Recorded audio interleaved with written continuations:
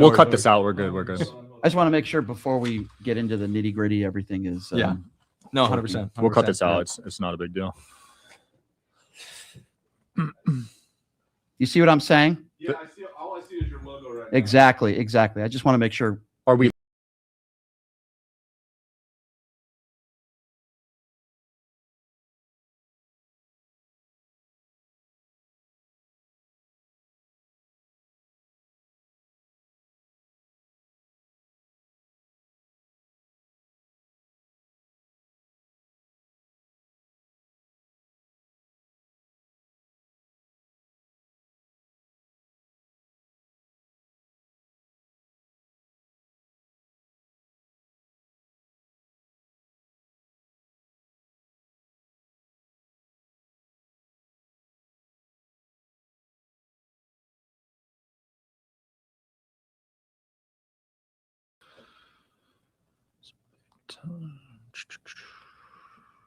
Let me try from my phone.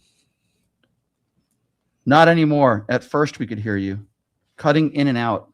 No, they can't hear us now. I wonder if is it a Wi-Fi thing, you think, Tyus? No. I don't think so. No, it worked last time. Really? But I'm not entirely sure. It's just only showing his logo. Yeah, I'm on it right now. I only see the logo. Yeah. Yo, Mike. I'm not entirely sure. It's just only showing. I can hear your voice on it, Tyus. All that matters. Are the other cameras? Okay, hold on a second. I think I might. Okay. I see. Add to stage. Hold on. I think I might have found. Add to stage. I don't. Let's see. New scene. Hold on. I think it's something about StreamYard. Sorry, guys. I can hear Brian. I'm trying to figure this out. Okay, we're going to delete that scene. I'm trying to go into my StreamYard. Overlay on. Okay, here we go. Okay, I think I got it. Hold on. You got it? No, but I got it. No, it's. I got it. You got it now? Okay, I had to go. And you got the other cameras too? Overlay on? What was that? I don't know. I think so. But do you have their cameras too? Because I only see cameras of me talking. Okay. Okay. So I think we're good now. Yeah, we're Sorry good. about that, guys. Sorry, guys. No I wanted to make sure our video was working. Can you guys hear us in there? I just want to make sure. Can you hear? I want to make sure. It's true. I just muted it for you. Okay. We see you now. Yeah. Can they hear? He said it's echoing. Is that because your laptop was? Oh, okay. You muted it, right? Yeah. Okay, so we're good now. We're good. Yeah. Let's get it going. Echoing. Okay. Feedback. Hopefully the audio is working. Perfect now. I think I know what the echo's causing from too. There's another reason. There's an echo, and then somebody else said perfect. So better now. Yeah. Okay. Sorry, guys. No problem. I'm glad I'm not the only one with tech issues. You know, when I stream, it's every single time I forget an audio input or something to that. Okay. To My that mouth kind is of shut. variety. We're good. Go ahead. Perfect. All right. So I want to give you some time to frame. I'm very interested in because I'm not sure what your position is, where you stand on deportation. I'm sure we differ. Mhm. We both disagree with Trump to some extent. My disagreement is that I don't think he's doing enough. Your disagreement, I'm sure, is that he's doing too much, or it's being done wrong, Mhm. or maybe it shouldn't happen at all. Mhm. Where do you stand on the issue of deportation? Well, first of all, in basic sense, I want violent criminals out of the country. And I Okay. think most of America agrees on that. Okay. But I want it done the right way. What is the wrong way? And yes, you're right. I think he's going about it the wrong way. First of all, in our Constitution, it says any person has the right to due process. It doesn't say any citizen. When you're deporting people that have lived in this country for decades and sending them to El Salvador prisons, most of those people nonviolent criminals, I have a serious problem with that. If not for Donald Trump, Renee Good and Alex Preddy would still be alive today. What took place in Minneapolis is a joke. It's sick. It's sad. He's taking away our First Amendment rights, our Third Amendment rights, and our Fourth Amendment rights. You can't be going up to people and asking them for paperwork with no reasonable or articulable suspicion that they've committed a crime. So then to kind of hone in on your Yeah. position, all felons we should deport who are undocumented immigrants. I think I would probably be comfortable with that. I think if you're a felon, proven, obviously, Yes, convicted. right, and you're undocumented, yes, I don't have a problem with that. But that's not what Donald Trump is doing. There's a lot of nonviolent criminals in this country Some, like I said, who have been, sent to El Salvador prisons. We have citizens that are being detained, American citizens. I think the way he's gone about this is a joke and it's despicable. I want secure borders. Okay, sounds good. And yeah, I understand there's, certainly these kind of branches, the ICE shootings. I'm really interested in figuring out kind of what your policy solution would be. Are you in favor of deporting unlawful entries or undocumented immigrants? Do you agree with anybody who is not a felon being deported, who has entered the country illegally? I think it depends on circumstance. I would prefer to do what Donald Trump promised he was going to do, which was prioritize the violent criminals, which we know he's not doing. Well, then under that term, and again, not to interrupt you, but I really want to hone down your position. You said prioritize. That means you do believe in the deportation of non-felons who have entered the country illegally. Not necessarily. So here's my issue with this. Okay. And it's a little complex, but there is one party in this country that wants to make it more difficult for people to become naturalized citizens. That's called the Republican Party. It takes 10 to 15 years in some cases for somebody to become a legal citizen. In some cases, I had a guy call into my show today, said, $30,000 it cost him. So I want everyone to have the opportunity to come to this country as long as they're vetted, as long as they have good intentions, so long as they're not violent criminals. For the people that are already in this country illegally, that are not violent, my best answer would be this. It has to be a case-by-case basis. There has to be some sort of penalty that I think they would need to pay, especially if they have families here. There is a penalty. Right, but I believe a lot of these people, not all of them, but a lot of these people are important for our economy. They're important for our society. And I think there has to be a way of doing it that is different than the way the Trump administration is doing it. Violent criminals, yes. Nonviolent criminals, let's work out a way where Republicans and Democrats could come together, which Donald Trump is not capable of doing. But let's try to figure out a way where Republicans and Democrats come together and say, okay, we're going to get rid of the violent criminals. We agree on that. We disagree with the nonviolent criminals. What's the proposal? And sit at the table and try to iron something out. But deporting some of these people that are nonviolent, that have lived in this country for 20 or 30 years, stories that we've heard of a father who has 3 sons that serve in the military, and the guy's never committed a violent crime. You can't be okay with that. Somebody like that's being deported and separated from their families, and then the excuse I hear, well, just follow the law. And these are the same people who have no problem voting for a 34 count felon. I think I want to let you monologue because I know this is like, well, do you understand my position? 100%. But I think that position can exist independent of, particular case studies that make for good clips. Now that I understand that you do at least believe in some sense, and I think you're actually not being super clear. Do you believe that the part of U.S. Code in Title 8 of the U.S. Code, which specifically enumerates the penalties for illegal entry. Yes. Do you think we should get rid of those penalties? No, I don't think we should get rid of those penalties. Do you think that the penalty, or rather the consequence, which is being placed in removal proceedings, ought not be the consequence of illegal entry? Well, my retort to that, or my answer to that, would be the overwhelming majority of people that are in this country illegally don't cross the border illegally. They overstay their visas. Either way, the penalty is being placed in removal proceedings. I understand that. Do you think that should change? I think I would be okay with it changing to another sort of penalty other than deportation. If we're not talking about violent criminals, maybe it could be a financial penalty. Then maybe it could be something other than that. There currently is a $250 financial penalty. I think it might even be a little bit more. That is the penalty. You should have to go through the process, maybe take some English courses, maybe learn the history of this country a little bit. Maybe I think there are other ways that we can handle this situation other than let's just deport everybody that's undocumented. Isn't deportation the perfect and moral response to a crime which concerns illegally entering a place? Say that one more time. Isn't deportation the perfect calculated response to if somebody enters a place illegally? I don't think it's a calculated response when you have families and children. Well, you're going again, family members. I think it's a case-by-case basis. Okay. So in a case where somebody has illegally entered the country, yes, and let's say we find him in the first year, is it okay for the government to deport that individual because they've entered illegally? Are we talking about somebody who's nonviolent? Are we talking about somebody who's nonviolent who has committed? And how do they deport that person? How do they go about that process? They are sent. Well, it depends. If they've been here for not what if they more than 2 years? What if they're seeking asylum and they filled out proper paperwork? One of the things we're going to get into, because you've already led into a lot of it, is that I think there are huge problems with the way that asylum claims are being made.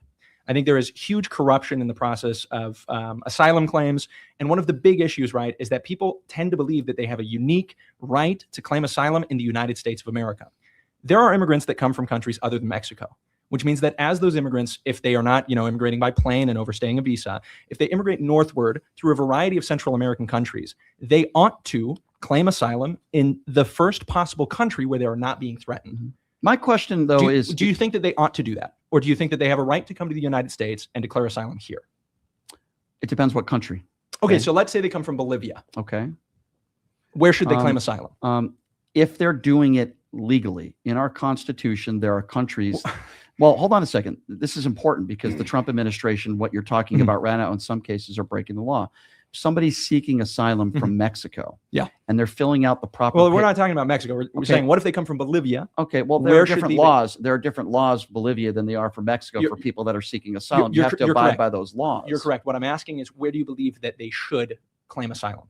Do you think it has to be in the United States? No. Or do you think it could be in any number of countries that they would find prior to I don't think it has to be the United States. No, I never would say that. The problem is, I think that the way we talk about immigration and certainly asylum claims, it seems like the United States has this unique responsibility, and it's almost as if people feel privileged that they have the right to claim asylum in the United States. When in reality, let's talk about that. If they're persecuted by a government, by their own government, there are plenty of states next to the states where they're coming from where they ought to be claiming asylum. But Kai, because the threat disappears as they cross the border. Kai, we're going to get into this, but you use the word privilege, and this is my problem with this. And I would ask you this question, but I would also say we are both privileged.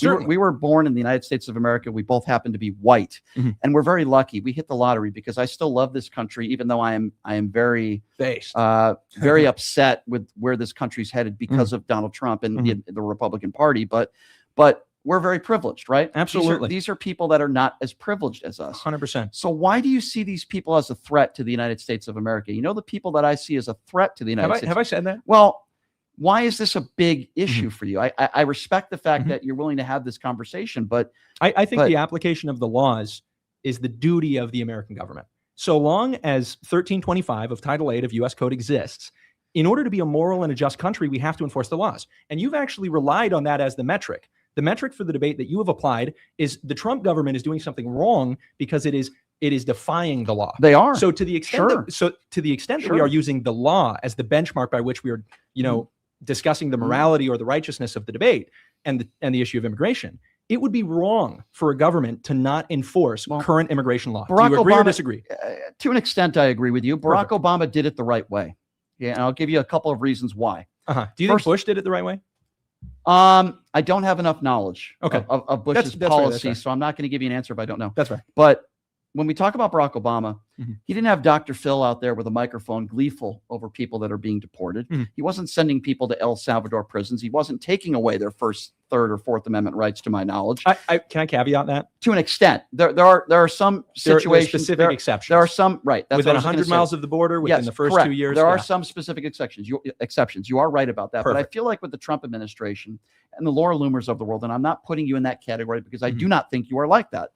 But deport everybody, denaturalize and deport. I'm not an Ilhan Omar fan, but deport and denaturalize Mehdi Hassan. Deport. I feel like this is a tax on brown people. See, I don't like those statements because I think it's racist. Well, I think I think it's horrible. If we're applying the law, the penalty for illegal immigration from Ukraine is the same as the penalty for illegal immigration from Mexico. I mean, the penalty is the same. The issue is that it seems like you are creating an arbitrarity in the application of the laws. And I'm willing to admit that there is a lot of arbitrarity in the way that we, apply many of our laws. We can start with I think impartiality is the best thing we could do. We can start with the most extreme circumstance. I hope you would agree with me that violent felons go first. What's happened in Minneapolis is a travesty. And which part? There's a lot happening. Renee Good and Alex Preddy, for two specific examples, barging down the door as ICE agents when you don't have a warrant to go into a home is against the law.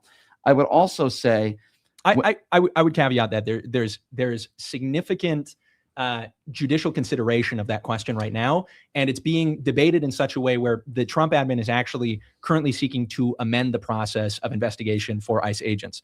If you've been keeping up at all with the current, but there are multiple examples with video that show ICE agents doing something wrong.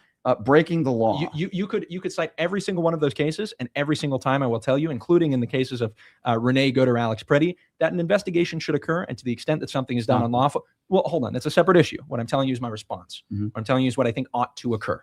What ought to occur is that it should be investigated, and to the extent that a law is being egregiously broken, it ought to certainly be prosecuted. The officer ought not to be an officer, and I would say the exact same thing about any law enforcement officer. But this is Donald Trump's immigration policy. 47 hours of training for a bunch of goons wearing masks that are not properly trained. I want to say I've seen, it's been very difficult for me to find substantiation of that claim. What the 47 Donald Trump has said the 47 days. 47 days. Yeah. Okay. See, this is not that has not been the standard for DHS historically, and although there have been amendments in recent months, I have not seen a ton of substantiation other than a couple reports that claim that there is a training that is as limited as 47 days. What I believe even Bavano agreed. Or spoke about this publicly. Well, I'd have They've to been see asked about it. What I think it often is probably the more applicable case is you have circumstances of cross-training, right? Or cross-deputization. So you could have a law enforcement officer who's being cross-deputized to become There an are ICE agent. some examples of that, but there are also examples of people that were looking for the $50,000 cash bonus. And, you know, they are not properly trained and qualified to be in those very high stress and difficult positions that they were in. I could maybe even grant you that. But again, what I think we're going to get to, and this is why I don't like maybe the minutia, you and I will probably overlap a lot in all the ways that I think deportation and ICE operations could be done better. But none of that matters if you in your heart of hearts don't believe with enforcing the current immigration law. And you have been very hesitant to even say that the penalty for illegal entry ought to be being placed in removal proceedings. There are better ways that our government can handle these people, many of whom I think are decent people. That I think is our debate. There are better ways to go about it. And the point that I'm making is that I would assume the party that you're in, the Republican Party, and MAGA Republicans seem to make an emphasis on how horrible these people are. They're going to rape your kids. They're going to kidnap you. And we see specific anecdotal evidence of some horrible crimes. Well, you've given me the exact same thing, but for law enforcement officers. Well, when I could say the exact same thing. You've given me specific examples of very horrible things that law enforcement officers have done. Sure, but here's the difference. They're not all bad. Here's the difference. I they protect us. Never said they're all bad. I know, but that's kind of what's a lot implied. of these ICE agents in Minneapolis did not protect anybody. So I completely disagree with you on that. Well, based on what they were doing and their behavior and what they've done. Because the police ought to be the ones that stop the confrontations between ICE. They're supposed to be professionals. Okay. When I talk about, well, hold on. Do you disagree that there was a lack of cooperation with the police and ICE in order to remove protesters from interfering with ICE agents? Okay, so first of all, they wouldn't even allow local law enforcement there. If we're talking about the jails, ICE wouldn't? Yes, if you're talking about the jails. So if you're going to, I'm not talking about the jails. I'm talking about street confrontations. Well, first of all, when it comes to ICE agents and what was going on there in Minneapolis, the reason why there wasn't a lot of communication, according to Tim Waltz and the mayor there, Frey, is because there wasn't cooperation with them. They wanted to help and they wanted to make sure that things didn't escalate in those cities. And I don't think tear gassing. I disagree that they wanted to cooperate. Their calls were to get ICE out of the city. Like they were against deportations occurring at all. Why are Border Patrol agents 1,500 miles from the border in Minneapolis? Can you please explain to me why they're there? Absolutely, because what ICE does is interior removals. So no, hold on. That is literally the job of ICE. So Border Patrol, like ICE wouldn't exist if we weren't deporting people from the interior of the country. Then why weren't these things happening under the Obama administration? Why didn't we have this kind of violence? They were. So when you have the creation of ICE in the early 2000s, that's when you have a renewed, or rather a focus in on the issue of interior removals. So while you're right that Obama was deporting a lot of people, the deportations were at the border. Trump doesn't have as many at the border deportations. But there's a difference between Border Patrol and ICE. Well, you're right, because right? Absolutely. Okay. Can you explain to me the difference? What is the difference between Border Patrol and ICE? First of all, the ICE agents, many of whom, like for example, what happened to Alex Pretty, were Border Patrol agents. What happened to Renee Good, my understanding, were ICE agents. Usually, not all the time, it is the responsibility of Border Patrol agents to protect the border at the border. That's you're generally for the correct. most part. Why they are 1,500 miles from the border to me is insane, and in my personal opinion, not appropriate. I'd have to look into the specifics of that, because I don't know about the issue of jurisdiction, and I think there's a very reasonable possibility that, again, this is an issue of cross-deputization. 5-year-old kids should not be getting deported, though. I mean, it's just Well, this is like, that's a total like. Well, we're pivot talking to about a different Minneapolis, point. but we're talking about. You're right, but you have not yet explained to me what is the difference between ICE and DHS. What is the difference in their functions? Well, obviously the function is protecting the border. Obviously the function of border is, patrol. Yeah, well, obviously to an extent it's protecting the border. But the point that I was trying to make was, hold on, the job of ICE though is not necessarily in the same way protecting the border. Well, the majority of ICE agents are supposed to be detaining, deporting, and undocumented immigrants, criminals. From where? Well, from the United States of America, of course. Yes, but in which specific region? It's typically not at the border. ICE agents are more. Border agents are typically at the border. 100%. Yes, that's what 100%. I said. Yes. ICE agents go into the interior of the country, yeah, hundreds of miles away from the U.S.-Mexico border, and they go through the process of removal of people who have gotten already into the interior. That's the reason we have ICE. Is because there are people that get past the U.S.-Mexico border, they leave Texas, they leave California, and they go up north to a state like Minnesota. But it sounds like you're not even in favor of deporting people from the interior of the country. And depends on the circumstance. And this will maybe frame my argument.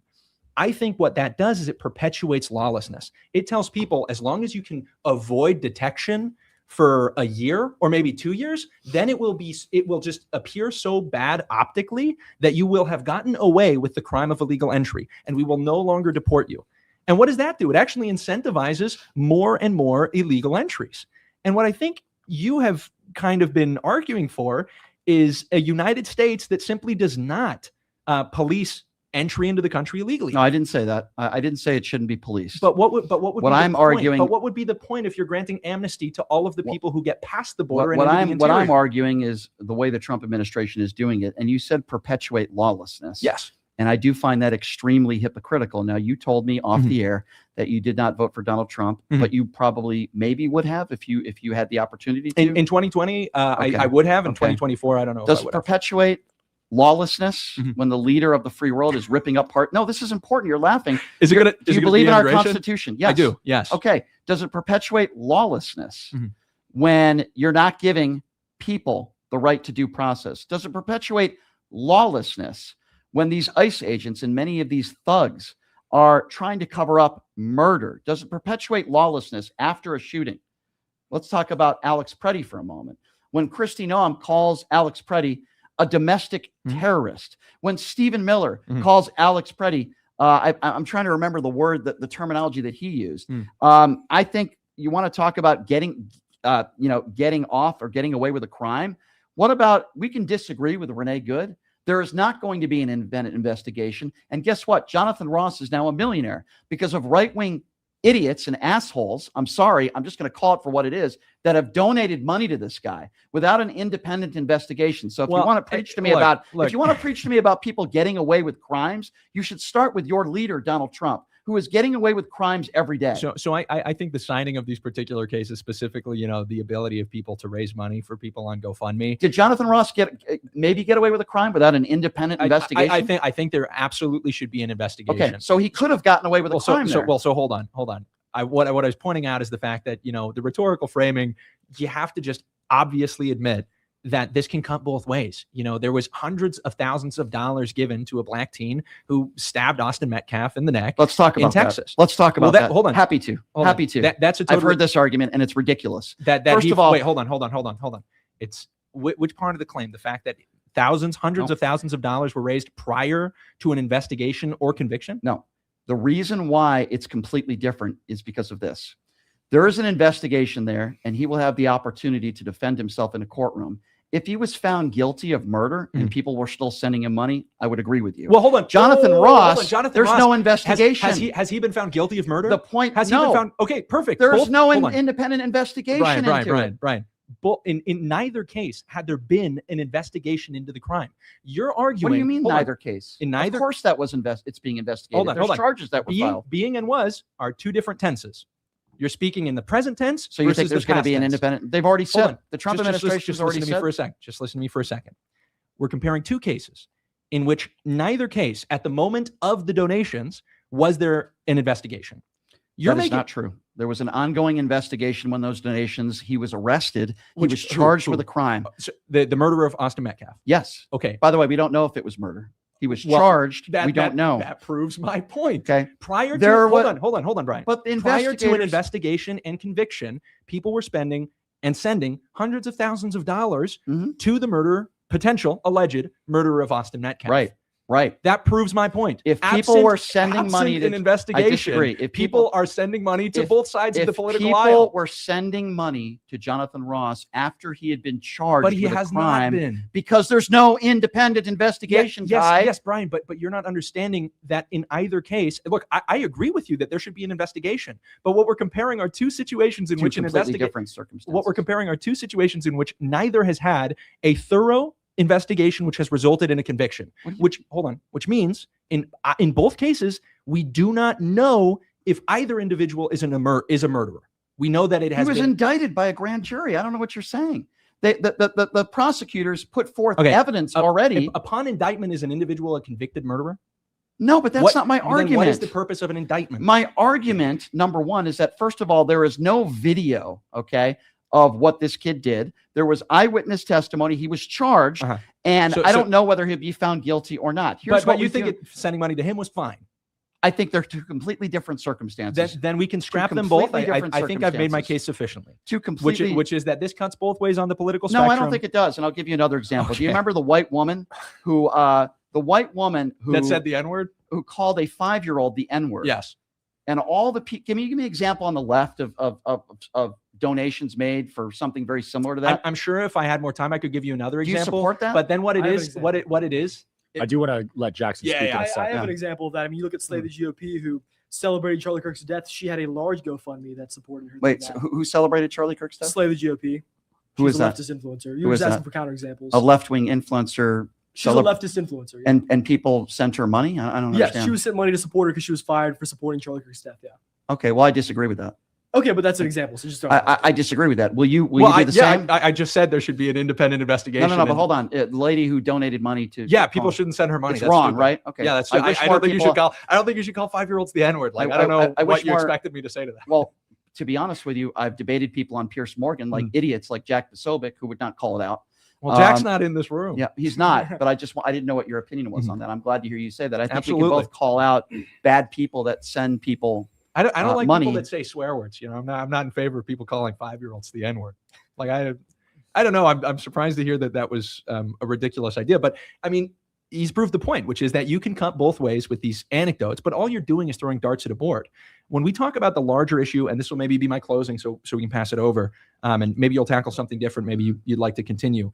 But the framing is that, look, as it stands, if we are using the metric of a law in order to determine the justness, right, of what we're doing, it is reasonable to deport people who have illegally entered the country, regardless of how much time there is. And the example I'd like to use is this. If you have people, let's say you are renting a property. You're renting a property, and there's some time where the landlord simply is not really on your case, and you can get away with not paying the rent for several months.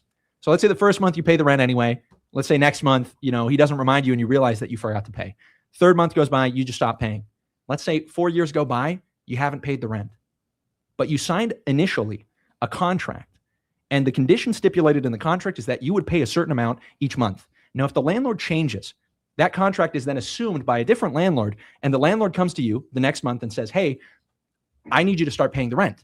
You have no grounds upon which to complain about needing to pay the rent. And in this case, the rent is the consequence of illegal entry. When you enter the country, and if you want to talk about being subject to the jurisdiction of the United States, you're also subject to its laws. The law concerning illegal entry is that you should be placed in removal proceedings, and it seems like you are hesitant to apply that law if the individual is not a violent felon. But I don't believe in a reactive or a reactionary way of enforcing our laws.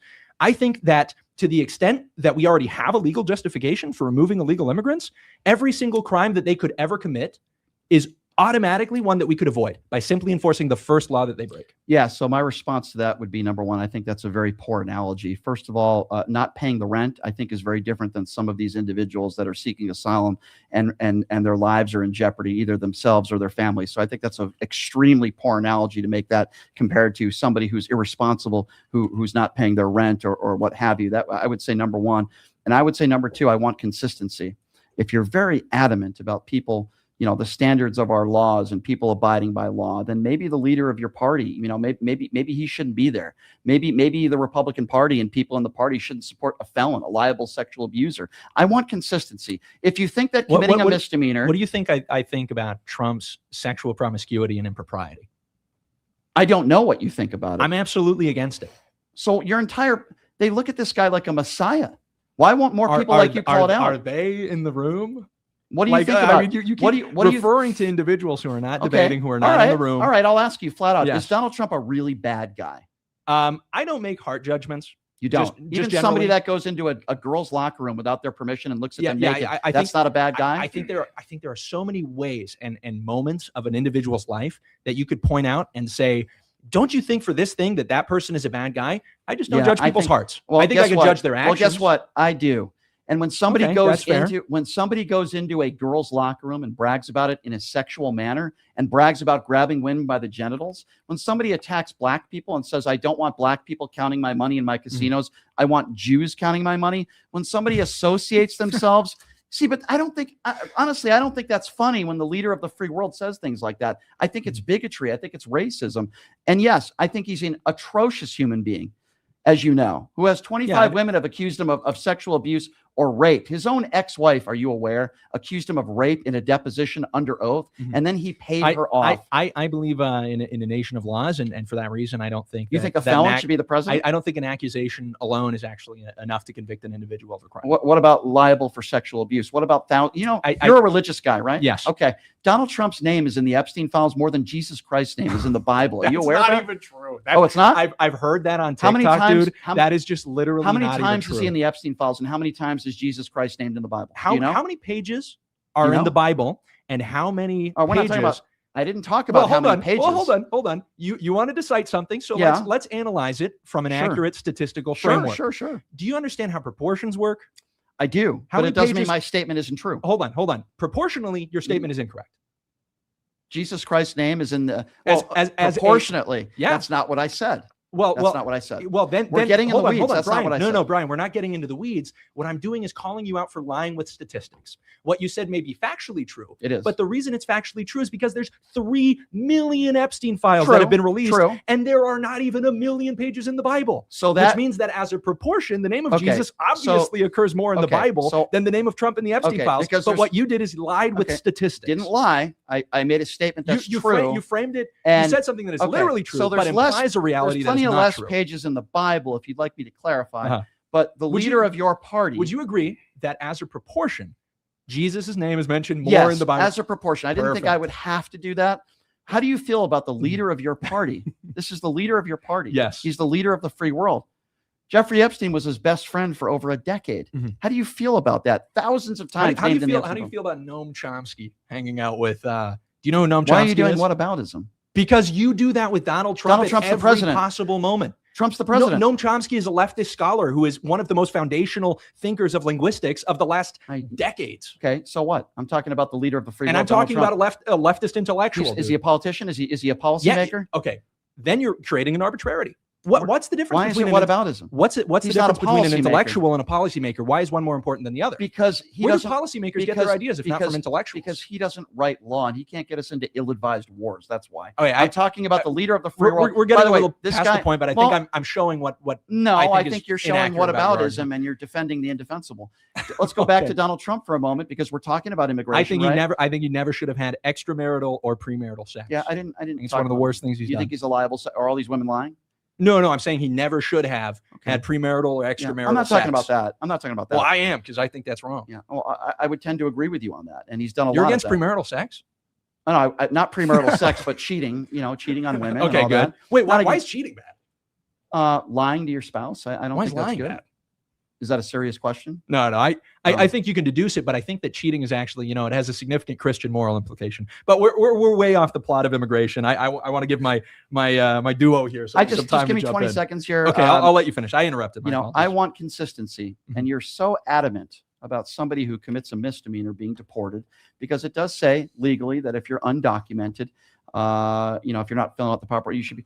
But then why doesn't the same rule apply to the president of the United States? Why doesn't the same rule apply when we talk about fraud and MAGA Republicans and the Nick Shirleys of the world, who I think is an imbecile when we talk about fraud, cool. But yet Donald Trump, you said what? I think he's cool. I think Nick's cool. You think he's cool? Yeah.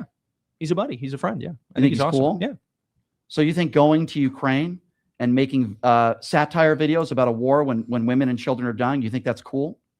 I'm going to be honest. It's the first time I've heard. Well, that's really sad if he's your friend. Well, you haven't let me finish. Okay. I think that's the first time I've heard somebody mention the Ukraine video when Nick Shirley has been brought up. I haven't seen the video, so I can't speak to it. Okay, so I'll speak to it. Okay, I'll educate you on it. So Nick Shirley, I'd rather you finish up your statement just because I won't be able to corroborate or agree with or disagree. Well, you can corroborate it by looking on your phone right now. So Nick Shirley did an interview about that, and he was challenged on that, and he admitted it was satire. In fact, those were his words. He made a joke about a war. He went over there. I think you can make jokes about wars. I don't have a problem with that. I think when women and children are dying, I don't think there's anything funny about that. And I wouldn't take my money from my YouTubers and go to another country and make jokes to get clicks about a war. By the way, Nick Shirley, your friend is a fucking idiot. Okay, he's an idiot. Let's not say the F word. Okay, well, I mean, listen, he's an idiot. Well, I don't think you have a problem with the F word? Yes, you do. Yeah. Well, with most swear words, yeah. You do. You have a problem with swear words? Yes. How about when Trump talks about grabbing women by the genitals? Do you have a problem? I think that his verbiage was very crass. I'm good. Not a fan. At least you're consistent, so I'll respect that. Like I said, I wish he hadn't had premarital sex or grabbed anybody by anything. I'm glad to hear that. I met Nick Shirley in Phoenix, your friend. Me too. And I met his mom. Awesome. I think he's an extremely ignorant person. I think he's a grifter. I think, by the way, let me ask you a question. If he exposed all this fraud, can you name me any new investigations or any arrests that have been made because of his videos? Can you name me one? Oh, I haven't taken the time because there aren't any. Because there aren't any. And he didn't expose anything. Well, to the extent that that's the case, I think it's probably because a lot of the consequence of his investigation in Minnesota just led to an inefficient use of Department of Homeland Security resources, and I think because of the blatant insurrection occurring in the state, it was very difficult actually to prosecute. So you care about wasteful spending and you care about fraud. Is that a fair characterization? Yes, but is this going to wrap up? Let's bring in the statement. Jackson. Yeah. Well, okay, we can continue that later. I'm sorry. We'll table that. Yeah. Well, so we were talking a lot about illegal immigration, I guess. Yeah. I felt like there's some stuff I want to clarify, but I want to talk about sort of the moral and justice implications of not doing mass deportations. So, firstly, do you believe that we should have mass deportations for any non-criminals? Should we have mass deportations for non-criminals? Well, it's a crime. Coming here, you know what I mean, but like non-post illegal immigration criminals. I don't necessarily agree with mass deportation for non-violent criminals. Yes. I think there are better ways to go about it. Like I told Kai, I agree totally. I don't agree with the way the Trump administration is handling it. I agree. I don't like what they're prioritizing. I agree. And I have a serious problem with the way ICE in general are handling things. For the most part. I don't think they were violent protesters in Minneapolis. There were some. And by the way, even if it's not against the law, should be clear, I don't want people following ICE. I don't think you're going to get anywhere by doing that. I wish Renee Good got out of the car. Doesn't mean she deserves to be shot in the face. I wish she got out of the car and complied. And I don't want people throwing things at ICE officers. Listen, you're allowed to scream, you're allowed to yell, you're allowed to blow your whistle. And if that gets ICE agents that angry that they'll tear gas somebody for doing that, then they shouldn't have the job. But I don't want people put in dangerous situations. I want people to be alive. So I want to be clear on that. I've called out violence on both sides. I think following ICE officers is very stupid. It might not be illegal, but it's very stupid. And what are you trying to accomplish by doing that? Peacefully protest, right? Peacefully protest. Everybody has the right to peacefully protest. I believe Alex Preddy was doing that. What was Renee Good doing? Maybe a misdemeanor. Let's just say worst case scenario, she was blocking traffic. Didn't deserve to die. But anyway, we're getting a little off. Absolutely. We can get into Renee Good later. It's a separate topic. Sure, but I can say almost all those descriptors about ICE behavior, I can agree with. I think the Trump administration has failed in many, if not most ways, in regards to mass deportations. But my big discrepancy with your position is a pure ideological standard.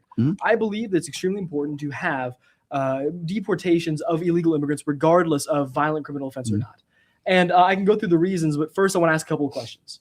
Okay. So I guess what do you think the purpose of government action or law should be? Like in a broad sense. The purpose of law in general, I think the purpose of laws in general are to protect people. In a general term, I don't agree with every law that's put on the books, obviously, but I think in a general term, they're put on the books to protect individuals, to protect people. In a lot of senses, that's accurate. I always go for the terms good and just, but I think these things are both very similar in the scenario. And I guess we have to say, like, who should our laws be serving? if we're a nation making laws by people who were, if people in our nation are making laws and they're liable to the electorate of American citizens, then who should our laws primarily be serving? I think the people. I know what you're trying to get me to say. Americans. Yes. But in some instances, the laws in our country do not just protect American citizens. They're also meant to protect everybody. Example, if you have undocumented immigrant that was robbed and somebody calls the police aren't going to come out, and they shouldn't come out and say, I'm not going to get your information and I'm not going to try to find the perpetrator because you're not an American citizen. That's not the way all the laws work. So I think that's important to note. Law enforcement, they're not only here to protect the United States citizens, but in general terms, they're all just like a hospital, right? If somebody shows up at a hospital and they don't have healthcare insurance and maybe they're undocumented and they need life-saving care, we're still going to give them life-saving care, right?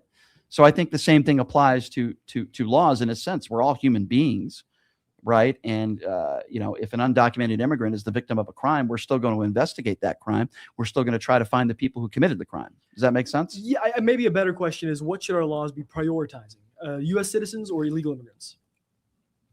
What should our laws be prioritizing? I think it depends on the law. I think it depends. You think there are some laws that should be prioritizing illegal immigrants? I think in general terms, yeah, you should probably prioritize American citizens. I think first. In every single term, you should prioritize American citizens. I think for the most part, I would agree, but I think it depends. There are some exceptions to the rule. It's kind of the purpose of democracy, right? That laws should be made, liable to the people to serve the people. I would say so, at least. I don't necessarily disagree with what you're saying, but I just want consistency. I want the laws to be applied in what it says in our Constitution to people that are undocumented as well. I agree. People that are not getting due process. I agree with you that, yeah, as a whole, Americans should be prioritized. Sure, I don't have a problem with that. That's not what this administration is doing. They're prioritizing Israel. They're prioritizing Vladimir Putin. Well, let's slow down a little bit. I guess I want consistency, I agree. Well, we're moving on to prescriptors, but I want to focus on the descriptors. Is it a problem? Should it be done? If it could be done, and then we can talk about how, because I have an answer to both.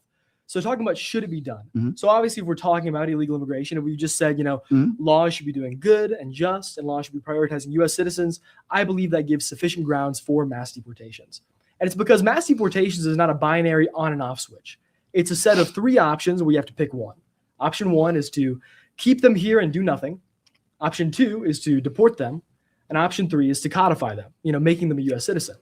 I believe that both keeping them here and doing nothing and codifying them are immensely more immoral and unethical than deportation. Okay, but what about an example of somebody that's been here illegal that has children that were born here? Do you think they should be deported as well? Let's focus on the topic of just nonviolent offenders. If we're talking about younger people, well, that's what I'm talking about. There's area of nuance. Well, but no, you're not, because you believe that even nonviolent offenders who are older shouldn't be deported.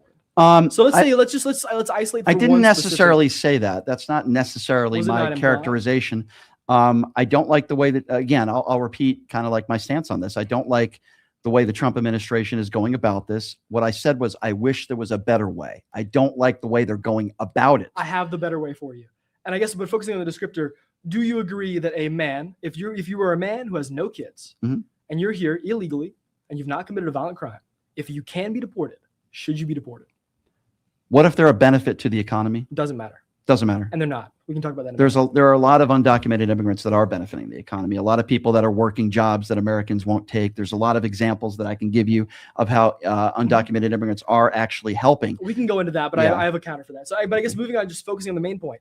If a guy's here who has no kids, came in illegally, and is a nonviolent offender, if possible, should he be deported? Is the Trump administration targeting them? Are they targeting them? Are they prioritizing them? How is he getting deported? I guess that's my question. If you have a button right in the middle of the table, it says deport all nonviolent, single, no kid having illegal immigrants. You wouldn't. I don't agree with that. No. Okay, well, let's express why. I don't. So I guess moving into it, why do you believe? Actually, let's go through the three options, because obviously, we can criticize mass deportations endlessly. They're not optically pleasing. They cause damage, they cause suffering, but we have to obviously, with all policy decisions, weigh them with our counter options. Wait, say that again. Who causes damage and suffering? Who causes damage and suffering? I'm sorry, repeat that one more time. He means mass deportations. Mass deportations, like almost any policy implemented by the U.S. government, will damage and hurt some people. Well, yeah, of course. But it's comparative policy choices. So our options are to keep them here and do nothing, to deport them, or to codify them.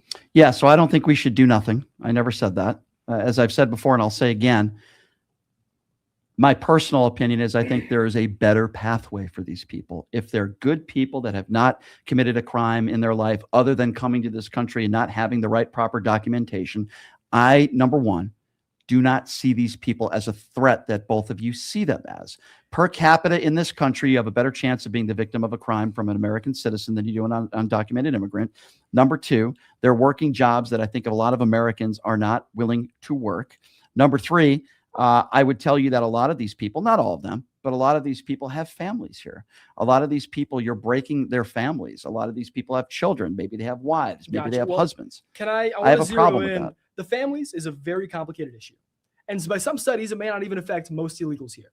So for now, I want to focus just strictly on the policy decision of, as I said, our token illegal immigrant who's here with no wife, no kids, no one knows him. He lives in a ghost town, But if we're talking about the issues here, I think when you talk about, obviously they have low crime rates, they work non-American jobs, you don't see the threat.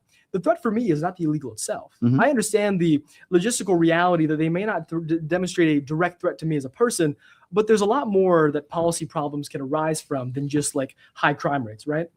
I'd say one of the biggest, most important parts of U.S. policy decision-making is rule of law.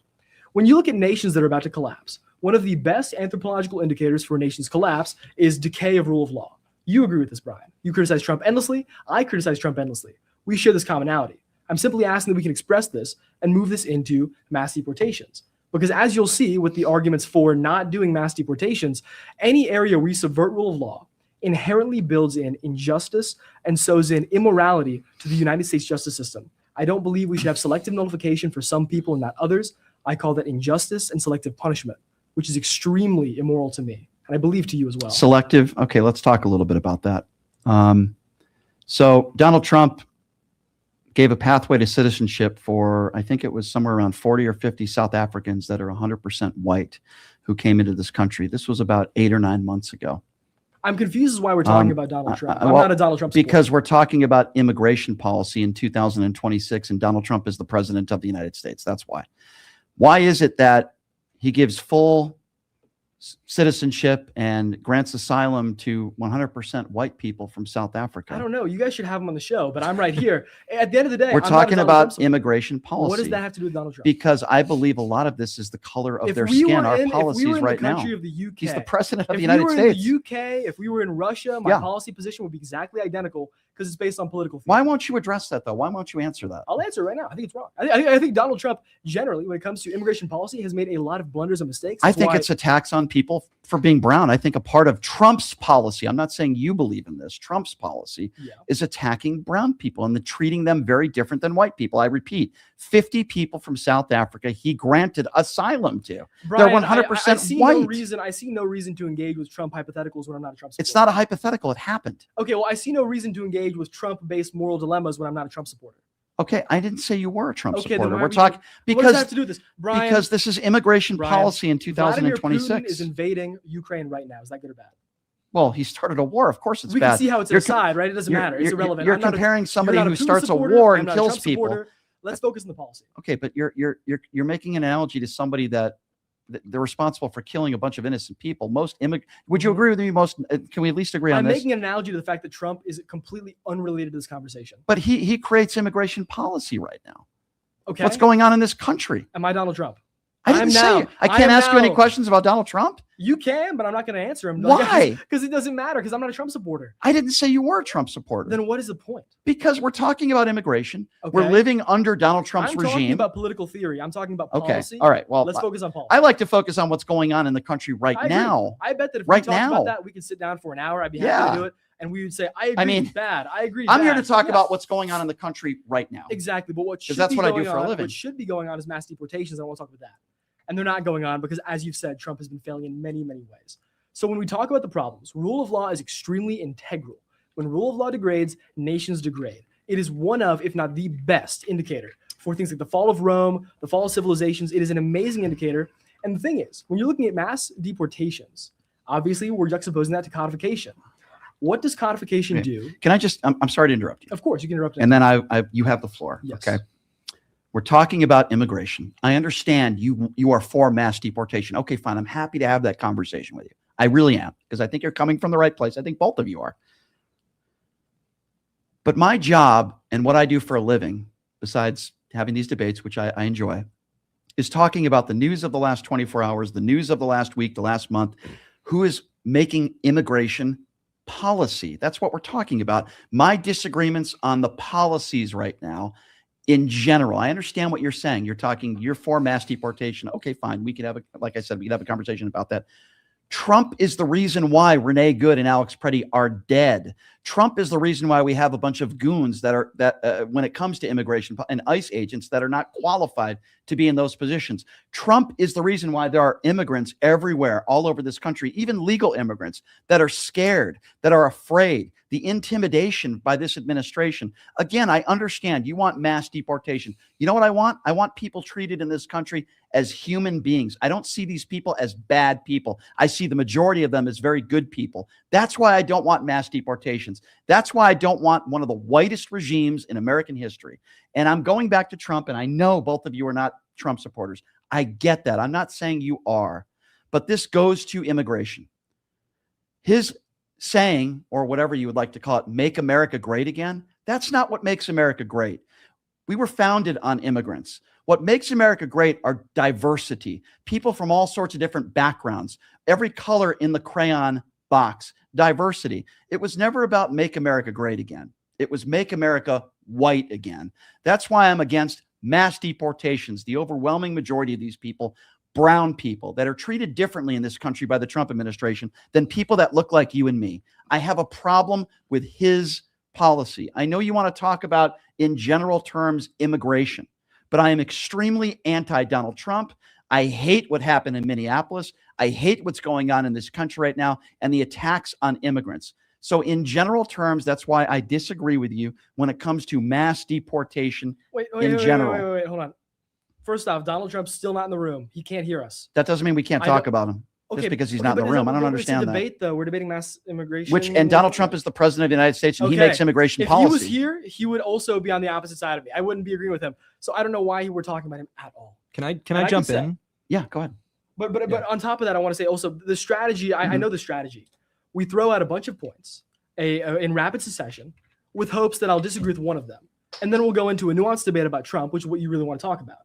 I'm not going to entertain that, and we're not going to talk about Trump. I want to talk about the policy of why I agree and or disagree with policies of what are just in general our policies when it comes to creating policy, as in like how a government should be behaving in relation to a problem. And what I just wanted to jump in and say, it's like we're not trying to obfuscate. We're not trying to lead you down like a dialogue tree. What we're coming at this from is, look, if tomorrow JD Vance or Marco Rubio was president and they supported mass deportations, I mean, we believe you would still be against mass deportations, regardless of who the president is. Your immigration prescription would probably be the same. I think there's certainly a better way to go about it than just deport every single person in this country that's undocumented. I don't think with respect. I'm not sure you guys understand. Let's get back how negative that would be to our economy. But I want to keep talking about the rule of law and degradation. Yep. I agree, Brian. Flat out on the board, every single person who's committed a crime treated equally. All people treated equally. I'm a big believer in that. But if we're talking about mass deportations, the problem is that we're not in a vacuum. We're not in a vacuum of deport or do nothing. We're in a vacuum of, as we said, we're not going to do nothing. That's wrong. So we have to codify them, make them legal, or deport them. Making them legal is extremely immoral by both of our standards, I would assume, and I can talk about why. Why is making somebody a legal citizen immoral? Well, there's multiple reasons, but I can go through them all. So initially, when you talk about codification, we talked about the benefits earlier. You mentioned how they're working jobs that Americans won't work. They're helping the economy. Firstly, I want to alienate this problem. We have a very, very long, extensive wait list for immigrants to the United States. Every single problem that is solved by illegal immigrants, aside from the ones that are solved because they operate as a slave class, would be equally, if not greater solved. Actually, fully, I can just say greater solved by legal immigrants. So if we're talking about this button of deporting people, that's irrelevant. If we need the 20 million people, we can let 20 million in legally, which are vetted, and it will solve all economic problems. So I want to alienate the economic issue. They don't help us economically in relation to legal immigrants, which we have an excess of. There's a lot of studies that could tell you that undocumented, and I could source those, that undocumented immigrants in this country do actually benefit us and benefit the economy more so than you would know that. Do you know why though? Well, there's a lot of different reasons for that. Sometimes they're working for very low wages. Sometimes they're working. Sometimes they're willing to do jobs that the average American citizen is not willing to Why do. are they? There's a lot of different reasons. Because I can tell you why. It's because saves people money. Because they're a slave class. I don't want people. They pay into Social Security and they can't get it back. I don't want people they work treated jobs below the minimum wage, so it's unethical. I don't want people treated as slaves. I don't want people taken advantage of. Okay, I'm just giving you reasons why it does benefit the economy. Oh, it does. So, slaves benefit the economy too. Okay, well, yeah, obviously I'm not pro-slavery. Yes. But why not? Why? I don't like people being taken advantage of. But it's incredibly economically efficient. In some cases, undocumented immigrants are efficient in certain areas where they're not being treated as slaves or being used. Is it underneath the table? Sure. I know you don't want to talk about Trump, but he has employed a lot of people in his lifetime that have been undocumented at Mar-a-Lago. And that's good. That's abuse, right? No good. That's labor abuse. Yes. It depends on the circumstance. If you're paying someone a really good salary, but you're paying them under the table, I wouldn't necessarily call that abuse. I would always call it abuse. Okay. Well, I wouldn't. Paying into I Social wouldn't. Security, they can't get it back out. That's abuse. Especially if we agree that as a citizen, there are some undocumented immigrants that do pay taxes, believe it or not. They do. They do. That's what he's talking about. They pay them, but they get no benefits. That's like a slave, You pay the government, they give you nothing back. I don't want, but it goes back in a circular motion to what I said. I believe there is a better pathway than this. Let's talk about it. When you just want to correct me if I'm wrong, but you just want everybody that's undocumented to be deported. Right now we are focusing on the young adult male who's came here, doesn't have kids, doesn't have a wife. Do you want everybody undocumented in this country to be deported? If you can snap the finger and do it tomorrow, leave their children here, leave their families here, because you don't. What's your feeling about anchor babies? So there's variability in it. I think that some of the solutions offered by DACA were preferable to just deporting people blanket. But in general, that's a policy area that I think has a lot of gray area and would be better solved by specific experts in the field of immigration. But I can say I'm not for blanket deportation of every single child who's here or every single parent who is here. However, I think the greater problem, what I'd like to reach the common ground on, because we can agree at levels like this maybe should be an exception, this maybe should be an exception. I don't want to focus on that. I want to focus on the issue of should we deport what most people are, which is just people here illegally. And I think we should. And I want to talk about why. So codification. Obviously, we've agreed that keeping them all and doing nothing will not help. We've agreed that illegal immigrants, they can help the economy. They do. The only ways they can help it is through being either a slave or through being a legal immigrant who doesn't get benefits back. So it's pointless. But all of the problems. You agree with me, though, that if you're born in this country and one of your parents is an undocumented immigrant, you should still be considered a legal citizen. I'm waiting for the Supreme Court ruling on that, but currently it seems as though it will probably rule in your favor. But regardless of the Supreme Court, what's your opinion on that? My opinion on statutes is that it should be interpreted by the United States Supreme Court. So you don't have an opinion, just let the Supreme Court? Off of morality of it? Because if you talk about the morality of birthright citizenship, it's a really complex topic. I don't want to go too into the weeds. So you're not sure whether Barron Trump is a legal citizen then? Well, hold on. What does that have to do with anything? We're talking about anchor babies. No, it's not that I'm not sure if he's legal. It's that you aren't sure either. Because I'm asking you your opinion. No, I'm very clear on this. Yes, I think, yes, I'm answering my own question immediately. You shouldn't be sure because it hasn't been ruled on by the Supreme Court yet. I don't care. I'm not giving you my opinion on the Supreme Court. You're talking about legality. The Supreme Court also overturned Roe versus Wade. I think it's a joke. Okay, that's irrelevant. Okay, you're talking about legality. Well, you're talking about. Is Barron Trump here legally? That has nothing. Is Barron Trump here legally? That has nothing to do with. I personally believe that if you're born in this country and one of your parents is undocumented, you are a legal U.S. American citizen. Hold on. You can believe that the Supreme Court's going to be the hold on. Do you believe that it should be or that you are? Because both of us will agree. Of course, you are given the current law. Yeah. Do you believe that it should stay that way? Okay. Yes. Yes. Well, before we get into the weeds, I want to go back to the issue of the illegal immigration because I feel like we're constantly getting dragged away, and I think it's a very straightforward problem. The problem is what I consider to be unjust or immoral is something that rewards bad behavior and punishes good behavior. A system where it makes it to where people who should be here are here instead, and also they're placed in the position through immoral means. So talk about we have a duty to do things a certain way. That's why I agree with you about the methods of deportation being wrong. No amount of good results can justify evil or bad behavior. I agree that we're seeing some level of bad behavior through our current deportation procedures. But we have to say, is the direction we're moving in correct? And I think it is. And the reason why is because if you talk about codification, first off, it hurts the rule of law, which we talked about has very very intense effects on a government. And it's a large subversion of rule of law because it would be upwards of 20 million people who are codified.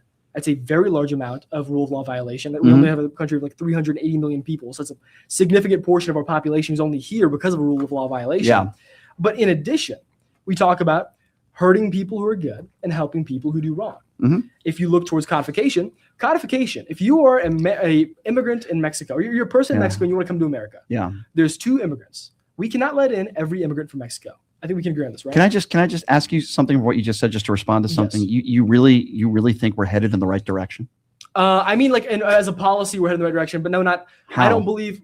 I'm saying deportation better than not deportation, but actually, bad deportation. Right. I know you don't like. I know you don't like talking in general terms about Trump. I'm saying that deciding to let me be very clear. Deportations is the good direction. I'm just going to make a very clear statement here on everything that's going on in this country right now. Yes, I believe for the most part, everything, including what you're talking about right now. I feel like we're heading in the wrong direction. I actually agree on most of that. Yeah, we could talk about the economy. We could talk about immigration. Brian, what does the economy have to do with this, Brian? We're talking the about economy has a lot to do with immigration. Okay, okay. Well, we've just talked about that issue, and I just nullified the point. I just disagree with you when you said you think we're heading in the right direction. Okay, well, I couldn't disagree with you more. Allow me to clarify.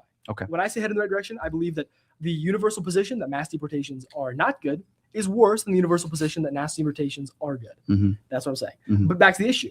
It rewards the unjust and hurts the just. There's 2 people, as we agree, we cannot take all immigrants from Mexico, or at least we won't, right? So there's 2 people in Mexico. One person waits in the immigration waiting list for 10 years. They sit there and they try and get in, and they don't get in. Unfortunately, that happens. And even if they did get in, they had to wait 10 years. Another immigrant hops the border illegally or flies in, overstays his visas with most people. Yeah. And that immigrant is rewarded with codification down the road due to your ideal policy decision. What that does is it means that the good man in Mexico who waited is hurt, and the bad man in Mexico who came over the border illegally is helped. Yeah. Is that not the textbook definition of injustice and immorality? I think you can make that argument. I think there's a lot of immoral, stuff going that you can go around it. We just fundamentally disagree. I do agree with what you're saying to an extent that, there should be rewards for people that have been in this country undocumented, but, maybe some sort of pathway. If you haven't committed a violent crime, you have a family here. I really, truly believe it should be a case-by-case basis. Well, there is a pathway decision. I understand that, but here's the problem. And again, I know you don't like general terms here, but here's where I go with this. And by the way, I'm not even a registered Democrat, but I will tell you this. There is one party that is making it as difficult as possible for people to come to this country legally. And you hear MAGA Republicans particularly, maybe not Republicans, MAGA Republicans say in general terms, we want people coming in here the right way. We don't care what you look like. Oh, really? Then why is it when Democrats put bills forth in Congress to try to make the pathway to citizenship a little bit easier, like not 10 to 15 years, Republicans always vote against it. So I think many of these Republicans in DC are liars. Here's where I would agree with both of you. Are you ready for this? I'm ready. I would be okay with mass deportation to an extent if becoming a legal citizen was much easier. It didn't take 10 or 15 years. Okay, why? You think you're okay with 10 or 15 years? No, that's not what I'm asking. I'm asking why would that change your position on the immoral policy of codification? Because the reason why so many people are seeking asylum and so many people come to this country and they're not documented is because it's almost virtually impossible for them to come to this country legally. Those that are trying to seek asylum, those that are coming to other countries, in many cases, not all, they have no choice, or at least they feel like they have no choice. These are unrelated points, though, because we're talking about mass deportation. But I'm telling you, if in any aspect I could agree with mass deportation, then I would need both parties to come together and say, you know what? It shouldn't take 15 years for a nonviolent criminal, somebody who's educated, a decent human being, to come to this country legally. They shouldn't have to wait 10 or 15 years. If they're seeking asylum and they followed the law, which you guys want people to follow, okay, great, let's be consistent. They followed the law from Mexico and they're seeking asylum and grandmothers are getting tackled outside of courtrooms. These positions are fundamentally unrelated. But it's immigration we're talking about, and we're talking about mass deportation. And I'm telling you why I could agree with you. If this stuff wasn't happening in this country right now, a lot of my opinions tie to Donald Trump. Brian, I have a question. Yeah. If it was easier, do you believe that cocaine should only be illegal if it was easier for people to rise up through tax brackets? You're comparing taking an illegal drug that kills people. Because of something. No. Okay, I'm not comparing that. I'm comparing the fact that because people are incentivized to break the law, that absolutely changes no amount of how they should be treated for breaking the law. So it's irrelevant. And even I don't want to talk about legal. To me, it's not irrelevant. And I would say that again. I know you didn't mean it this way, But comparing a drug that is illegal that kills people is very different than talking about many of these people, undocumented immigrants that are good human beings that don't want to harm you, don't want to harm me. So I think that's a very poor analogy with respect. I agree that the illegals are not the bad people in this area. I mean, they're making a mistake. Well, then you need to talk to a lot of MAGA Republicans in this country today. Dude, where's MAGA's not in the room? We need to have like MAGA guy in the corner to nod yes or no. If you're talking about, where is he? I can't find him. If you're talking about immigration, you have to be able to hold on. Talk about the Trump administration. Brian, is your opinion of immigration going to change after Trump's out of office? I think the policies will change. Is your opinion about what the policy should be going to change when Trump is out of office? Depends who takes over. Depends who takes over and what their positions are. So your opinions about what a policy should be depends entirely on who is president? If Trump's policies, if we're specifically talking about the way he's handling No, we're talking about what the immigration law should be. Because, by the way, I understand. You already, in this debate, have made a normative claim about what law should be. You did this about birthright citizenship. You were able to say that right birthright, now it's legal. Well, hold on. We're talking about normative claims. We're not talking about a descriptive claim of what the law is. You said you believe that birthright citizenship should be the law. We all agree that it is the law. It is the law right now. I don't think it should change. Perfect. That is the claim. You don't believe it should change. Yeah. If there was a different president, your opinion on that issue shouldn't change. As long as your opinions are heartfelt. Why would it change? I don't understand what you're... It shouldn't. That's the point we're making. We're saying that your immigration opinions should not depend solely on who is the president. They should be universal, which means that you should be able to respond to the questions that he's asking. Which I am, but the policies would change under a different president. That's true. We all know that's true. But I want to go back into the issues here. So talking about codification, you agreed that codification is immoral a minute ago. It depends on the circumstance. Give me an example, and then let's talk about Example. There's a man in Mexico who wants to come in legally. He's doing all the precautions. He's not violating our sovereignty. He gets denied, or he gets accepted. Let's say we accept everyone from Mexico. He gets accepted, but it takes him even 2 years. Even if we reduced it, like you're saying, that's 2 years of waiting time where he's in Mexico. 2 years is better than 15. So he's not seeking asylum, or he is? Unrelated. He's trying to immigrate. Did he fill out the necessary paperwork that the government asked him? Yeah, he just filled out the paperwork. It took him 2 years to get through. Okay, so then we're saying, but so then there's another man who flies in illegally, so overstays his visa, violates our sovereignty, whether he's an evil man, I don't hate the guy, but obviously that's not the right thing to do. And now he's rewarded. So what we've done is we've created a system that rewards bad behavior and punishes good behavior. And there's many more examples where immigration codification policies are extremely immoral. Well, you could also make the argument that there are laws in the United States of America sometimes that are immoral as well. But going back to what you just said, if you're seeking asylum from Mexico and you filled out the proper paperwork, the law says... Not asylum, you want to immigrate. Okay, but I used the term asylum, and I thought that's what we were referring to. It is illegal for us to deport somebody like that if they filled out the proper paperwork and they're seeking asylum. That was why I was bringing up Donald Trump, because they're breaking the law. Yeah, well, I want to focus. I want to avoid asylum. Obviously, there's tricky issues with the asylum system, wherein like you can claim economic asylum. But what I just said is not tricky. Can we just agree on that? Wait, what was your statement? If you're seeking asylum and you filled out the proper paperwork, it is illegal for our government to deport you. I think that's the statute. I mean, either way. Doesn't that bother you? What bother me? That they're ripping up parts of our Constitution and they're arresting people outside of, I mean. Yeah, my argument's rule of law based. Any rule of law violation. Okay, so it bothers you that the Trump administration is breaking the law. Yeah, I haven't looked in that specific scenario, but if that's illegal, yeah, that would bother me. I'm surprised you don't know that. Well, I mean, for me at least, I don't focus on everything. This is a very important issue for you. I don't focus on every single thing that Trump does, because generally, I look at Trump's policy positions and I disagree with his actions here.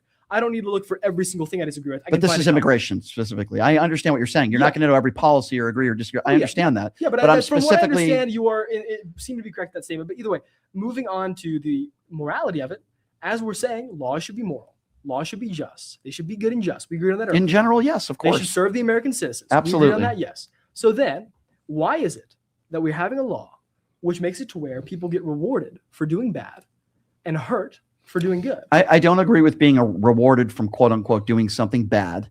At the same time, you'd have to define bad. I can define bad. Okay, well, there are certain situations where technically it might be against the law to do something, but I wouldn't necessarily. Let me give you an example. American citizen can't put food on the table, doesn't have food stamps, kids are starving. I don't condone people that shoplift. It's against the law, but I understand.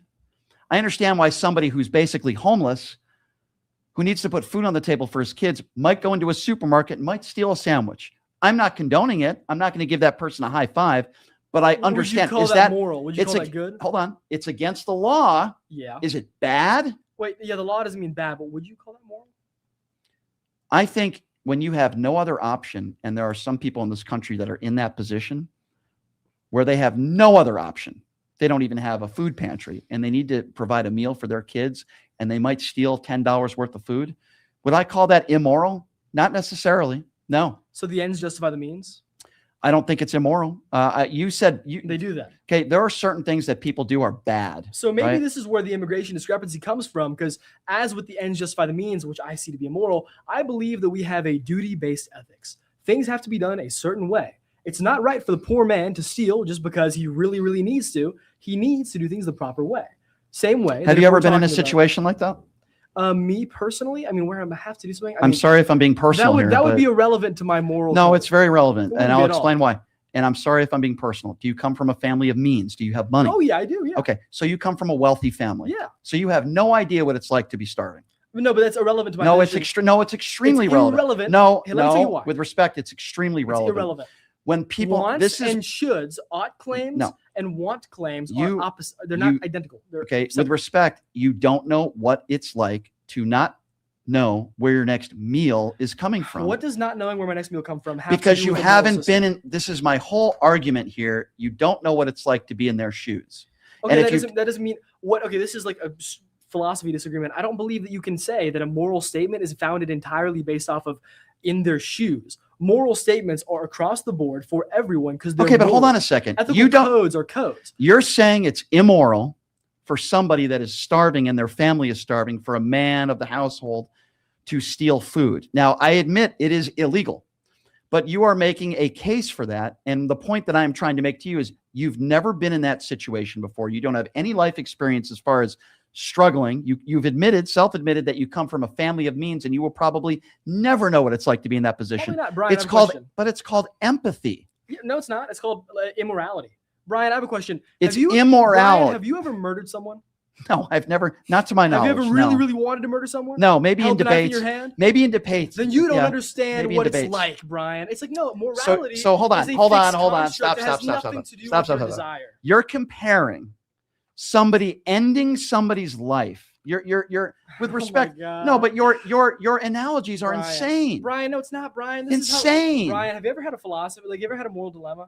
Brian, if I offered you, I'm having a moral dilemma right now. Brian, if I offered you the trolley problem, would you say you're comparing my choice to do this to hitting people with a train? Listen, you're comparing morality. It's a dilemma for the purpose of exposing how psychological. But I have more respect for people that have been in that dilemma. You've never experienced this. I know you don't care, and I get the sense that you don't care about people that are struggling in this country. Well, that's because Brian. Well, I do care. I'm getting the sense that you don't. I quite do. Frankly. Let me tell you why I care, Brian. I care about you, and that's why I want your country to have just laws so it doesn't collapse into a heap of It's not my rubble. country. It's our country. That's country. number one. But I'm speaking to you, and number two, first of all, comparing murder to somebody that needs to steal a loaf of bread to put food on the table for their family is insane. We can go to a different example. Well, hold on. The point is you use hyperbole in ethical dilemmas in order to illustrate the fact that a point is absurd. You did. You said it was bad. No, and that's where this you started. as an individual in search of ethical truth. You are defining what is bad. Okay, just because you break the law and you make a mistake, there are some circumstances where somebody might break the law.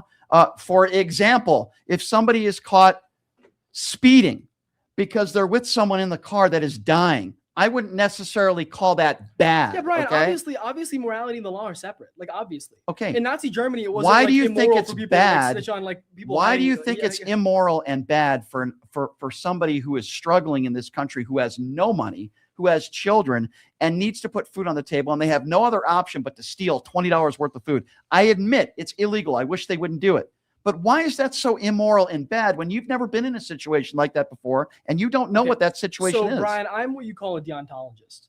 I believe that when we talk about ethics, we have a duty to do things a certain way. The outcome, while we should be striving for a better outcome, is irrelevant to the goodness of the action. Well, it has relevancy, but it's not the decider of the goodness of the action. So a good example is if you talk about like mass genocide or mass murder. Obviously, this is a hyperbolous example. I'm not trying to, trap you in a false portrayal of your ideas, but this is where I see problems with the ends justify the means. a lot of people, when they're debating people who believe in mass genocide, the argument comes down to, well, it wouldn't have fixed your problems. I don't choose to go there. I always say, well, regardless of what you are doing, if an action is wrong, even if it has the greatest of outcomes, it is still wrong, which is why I can say that we have a duty to do things a certain way. The poor man, yes, it would be nice for him to have food. It would be good. And I think that actually, as an American, I have a duty to give him my money if I see him and he needs food. However, duty to give is far different from privilege to take. Just because we have a duty to help someone. If I have a duty, so if you're homeless, and I feel that I have a Christian or atheist or whatever moral system we have, I feel that I have a moral duty to bring you to my house and let you sleep on my couch. However, that does not mean that you have the privilege to enter my house and sleep on my couch. I would never say that somebody, because they're undocumented or homeless, that you have to have them in your home. I would never make that statement. I would say that you should help people, not in their home, but this I'm is saying like if there was the duty to do but I know you're religious as well? Yes. Okay, and Kai, you're okay. Yes, sir.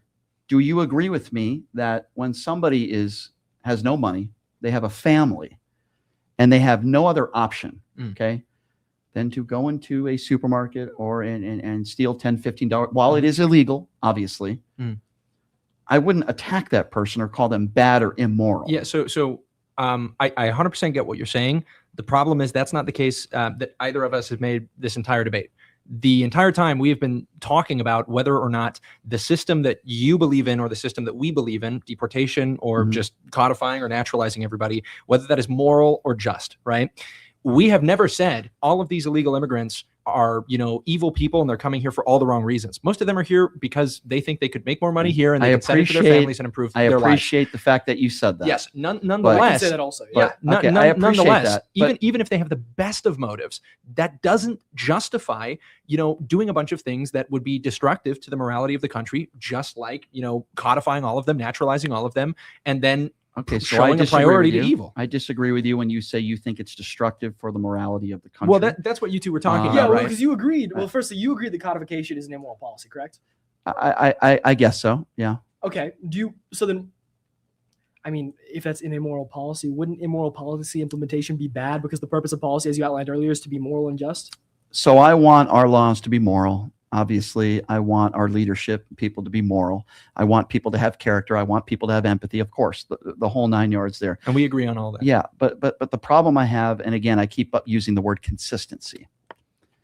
And I believe that what is going on in this country right now, and this is a problem I think we both could agree way before you guys were born. I'm old. God, I'm old. I'm like, add both your ages. I'm still probably older than you guys. That's really sad, but I'm an old man. But the point I'm trying to make is for decades, we've had this issue, right? I think we both could agree on that. We've had immigration issues for decades. George W. Bush did a woefully terrible job dealing with immigration. I'll be the first one to admit Joe Biden did not do a good job either. They failed from an immigration standpoint. I'm not going to sit here like some people on the left do and defend Joe Biden when it comes to immigration policy. No, they did not do a good job, period. I don't think Trump's doing a good job either. Sure, they've deported a lot of people, but what good is it, in my opinion, when they're going about it the wrong way? I thought Obama did a pretty damn good job considering the circumstances. Can we focus on the descriptor of if we should do it before we talk about how we should do it? Because I believe that I have a solution to that problem as well. Like I said, I don't necessarily believe in mass deportation. We obviously we fundamentally disagree on that. But let's hammer in on that, because it's not, opinions don't come out of the ether and they live in your heart. They're in our brain. So let's talk about why. You agree with me that codification is immoral. That's the only option other than mass deportation, which isn't doing nothing, which you also agreed is immoral. So in that scenario, why? I don't think we should do nothing. Under what circumstance should we implement a policy which is immoral? Can you name any circumstance? When have I said we should implement a policy that's immoral? You said you don't believe in doing nothing. You believe in codification. Yeah, I think we should help people. Why would I say we should do nothing? Because you believe the codification is immoral, as we talked about earlier. Under what circumstance, in any legal precedent, should we do something that is legally, should we implement a law that we agree is immoral? I think, first of all, when we talk about law in general, it doesn't mean I agree with every judge. Doesn't mean I agree with every law. Do I want people to abide by the laws in general terms? Yeah, of course I do. But I also think there are exceptions to the rule. And I also think that there are people, regardless of whether they are breaking the law or not, we have to go to motive. We have to go to why they're doing this. We have to go to how they got here. So speaking of should, why should? Because this is a legal measure in the scenario. It's not doing nothing. It's amending the law. You're making a positive claim in this scenario. I'm not making a positive claim. So in this scenario, I'm trying to argue against codification. So if we're talking about codification, in what scenario, why are you against it? Tell me. I'm against it because I think it's immoral. As I said before, tell me why. I think it rewards injustice and hurts people who are just. There's a lot more reasons that we haven't even gotten into yet. In addition, I believe that all of the How is it unjust? Tell me. It's unjust because people in Mexico who wanted to come here legally, and then people in America who wanted to, or people in Mexico who came here illegally, the person who came here illegally gets the reward, and the person who came here legally or tried to come here legally gets the negative side of that coin. Well, obviously, that's the definition of justice. Things in the wrong place, or things in the right place. Again, and that goes to my opinions on why things need to change a little bit. And if you, I understand the argument that if you come to this country the legal way and you had to wait 10 or 15 years, there's probably a lot of people that would say, well, wait a second, why did I have to wait 10 or 15 years? And why are you rewarding people that have come to this country illegally? I understand that argument, but it goes to another argument. You know, I remember when Joe Biden wanted to do student debt forgiveness. And I heard a lot of people complaining about it that had gone to college, that had, you know, paid off their student debt or continuing to pay it off. And they said, well, why should I have to suffer when they don't have to suffer? In my personal opinion, laws change. Things change for the better of the people. Wait, I have a question. Do you think that policy was moral or immoral? I think it was absolutely moral. Absolutely moral. Only 10% of people get their loans forgiven. Okay. I think it's moral, and I think here's why. Okay. First of all, I'll give another example. How about during COVID, during the PPE loans? You had a bunch of Republicans and Democrats that got all these loans from private business. Guess what? They didn't have to pay those loans back, but that was totally okay for them to not have to pay off their loans to the government. But these are some of the same people, and I've talked to some of these people that argue about student loan debt forgiveness. So why is it that it was okay for you who owns a private business during COVID to not have to pay back your loans to the government?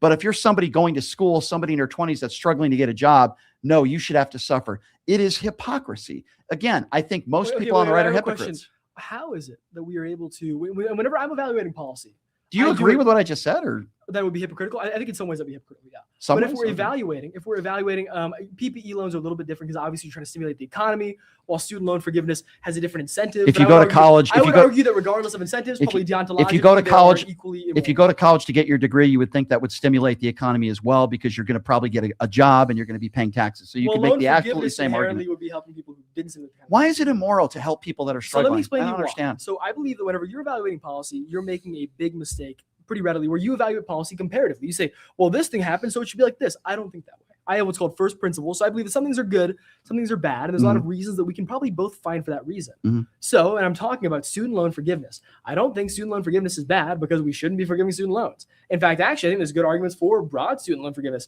However, if only 10% of the society had their loans forgiven, and if it's not arbitrary, then I actually retract the statement. From what I understand, it was arbitrary. Do you know why only 10%? Why? Take a guess. Republicans fought it. They fought it to high end.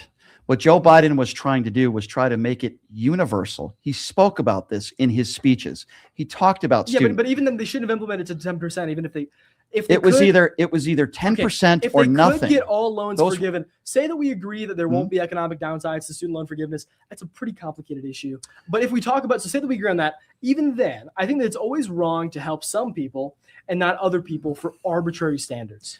So in a perfect world, I wish that it was 100%. Policy is designed to create the best world. Okay. So if it's better that way, then we should do it that way. Not with certain politicians. If codification, that doesn't matter because they're not here. I'm right here. So we're arguing about mass deportation. If codification is immoral, but what good is it if politicians aren't doing that? What good is it? What good is it? So people right here like me and you can make the points and change their mind. So let's ask the question. We're not going to be able to do that, but okay. If codification is immoral, and deportation, which I think we can agree is just, if it could be done, I don't know if it's necessarily immoral. I think it depends on a case-by-case basis, as I've told you. Is it in any case immoral? Depends on the case. You'd have to talk to me about it. I think if it's done to everyone, and there's one case where it's immoral, then it's immoral. Inherently, we're talking about blanket codification. So if you're arguing for a codification, like exclusion metric, where some people you think welfare is immoral? What does that have to do with anything? Because you're making the case if one person does it, then it's immoral. Here's why I'm bringing that up. Food stamps, welfare, government programs in general. There's always going to be a small percentage of people that are going to take advantage of the system. So just because a small percentage of people, when it comes to this specific situation, are taking advantage of it, that means just wipe everything out. I disagree with that. Hold on. The difference is that I don't believe that anyone ought to be codified. I think when you hear the morality of it. Every single person is taking advantage of the system because every single person subverted the law by hopping the border. And the people who we agree should be here as valid refugees in this scenario would not be deported under my ideal deportation scenario. And we're arguing in pure hypotheticals here, so you have to entertain that. Well, everything's a hypothetical, of course. Yeah, of course. What's the policy? Again, my opinion is I think it should be a case-by-case basis. I've been pretty clear on that. So do you agree now, after this conversation, that in the case of the single man who came here and has no kids, and is not a violent criminal, he should be deported? Explain to me again how long he's been here. How long he's been here? Yep. He's not seeking asylum. Is that correct? At what point for you would that make it moral? He's well, because you'd have a history. You'd have to be able to ask him, what have you done? How long have you been here? You're saying he doesn't have a family. You're saying he doesn't have kids. Let's say he's been here for 1 day. Good. Okay. It's good to deport. He's been here for 1 day. He came here illegally. Yes. He doesn't have a family here. I'll answer your question this way. I'll be much more. I don't know if we can make it easier. These are yes or no questions. Answer. I would be much more comfortable with deporting that individual than somebody that would be here with a family that has a history that's been here for a while. Can I rephrase it? Do you believe, yes or no question? It's pretty simple, that if that guy was here for literally 1 day, we should deport him? It's a difficult question for me to answer. How is that difficult? The reason why it's a difficult question for me to answer, because in general terms, I don't think these are bad people for America. I think it's good for America. Okay, but the policy. I don't know why that's funny. Okay, it's because okay. First off, we can get into this later. But the I don't know policy why that's you're funny. making. Hold on. It's funny because it's an absurdity. It's absurdity. If It's absurdity. If El Chapo, We're talking if about El Chapo came here, he would produce such economic You're comparing stimulus. El Chapo to somebody that has no. criminal history? I'm not doing any comparison. What I'm doing is demonstrating the principle that economic growth is a sufficient justification for a person's illegal entry to the country. Yeah, but If we're not El talking Chapo about was El here- Chapo. We're not talking about a convicted Yeah, criminal. Even if we're talking we're about not- just the guy who came over, we're not talking. if the guy's over, this is a moral absurdity. I disagree. I think what you're doing is a moral absurdity. It's not a moral absurdity. I think what you guys are doing is Actually, a moral here I'm absurdity. interested. Let's after I explain this point, I will allow you to express why my position. Oh wait, is hold moral. on a second. Let's rewind a second. You're comparing. Are you going back I to almost El Chapo? I almost said the F word. I'm trying to show you respect because I almost said the F word, but I'm showing you respect, okay? Okay, because you're being respectful, and I appreciate that as well. You're comparing El Chapo to somebody who has no criminal history who comes into this country? No, and the fact that you think I've done that shows that. Well, why would you bring up El Chapo then? Well, if you would have allowed me to finish, I would have very. Okay, go ahead. I would have. Go ahead. I'm listening. And I'm sorry, man. I know we're way off. Right after this, I'm going to stick you to what he just said, which is I want you to define what is morally absurd about our position. Yeah. But the El Chapo example. You have used multiple times during this debate the amount of economic stimulus an individual adds to the United States as a reason for keeping them here despite their illegal entry. You just did that in the hypothetical case of this, familyless individual who's been here for 1 day. He hasn't even helped yet. Yeah, he has not helped. Yeah, he hasn't done a thing, but you qualified. In order to say, well, we shouldn't deport him, the first question you asked was, well, what has he produced for the United States? My argument is there are people who could come to this country and produce so much economic stimulus, but it would still be wrong to have them in the country because fundamentally, like we've said so many times before, you would be rewarding the unjust and you would be punishing, or the poor side of the equation would be suffered by the just, people who have gone and followed the laws, people who have done things properly. So that argument, and it's totally arbitrary. You could say any number of things. You could say, well, how much love has this individual produced in the United States? Love is a good thing. Well, we shouldn't deport them because of love. You're just choosing to focus on economic stimulus. But we've also already defeated That's just one aspect. Exactly. It is one aspect. Many aspects of why I don't have a problem with a lot of these people being here. That's one aspect. Here's the thing. You cannot agree with, or you have not yet agreed with deporting anybody. And that's not true. Well, he agreed with violent offenders. True. Violent offenders. One of the first thing I said. Well, hold on. What if the violent offender, the violent undocumented immigrant, murdered somebody, and they were was good for the economy? No. Is that what you're gonna say? They were convicted of murder, but they did so in a way that we could find morally justifiable. So let's say they went out of their way and they killed somebody who they thought was posing a threat to their family. Should they still be deported? You just said they were a convicted murderer. If it was justifiable, then they wouldn't have been convicted in a court of law. I said morally justifiable. Things could be illegal, but morally justifiable. So they're a convicted like felon. stealing, right? So they're a convicted felon. No, they're a convicted murderer. Okay, but we that's could look a felony. at, yeah. Okay, yeah, convicted felon, perfect. Okay, I'll be very sorry. clear. I was thinking theft. I got confused. I'll be very clear. Yeah. I'll repeat it. Yes. If you are a convicted felon, yes, I believe you should be deported, no even, matter what that crime is. I'm being very clear. Perfect. Very clear on that. Yes. The problem is all of that's arbitrary. So can you agree that you do not believe in the deportation of anybody who is not a felon? Can you just agree to that? Because that's what you've been proving time and time again. Every single hypothetical we've given you, so time and time again, you have been proving that you don't believe in deporting anybody who is not a felon. Here's why I feel that way. Because can you just say yes or no on that, please? I don't want to stick you to a yes or no, but please just answer the question. Okay. I want to stick him to a yes or no. Right now, in the climate that we are in right now, I would say no. However, there's a caveat to that. Okay.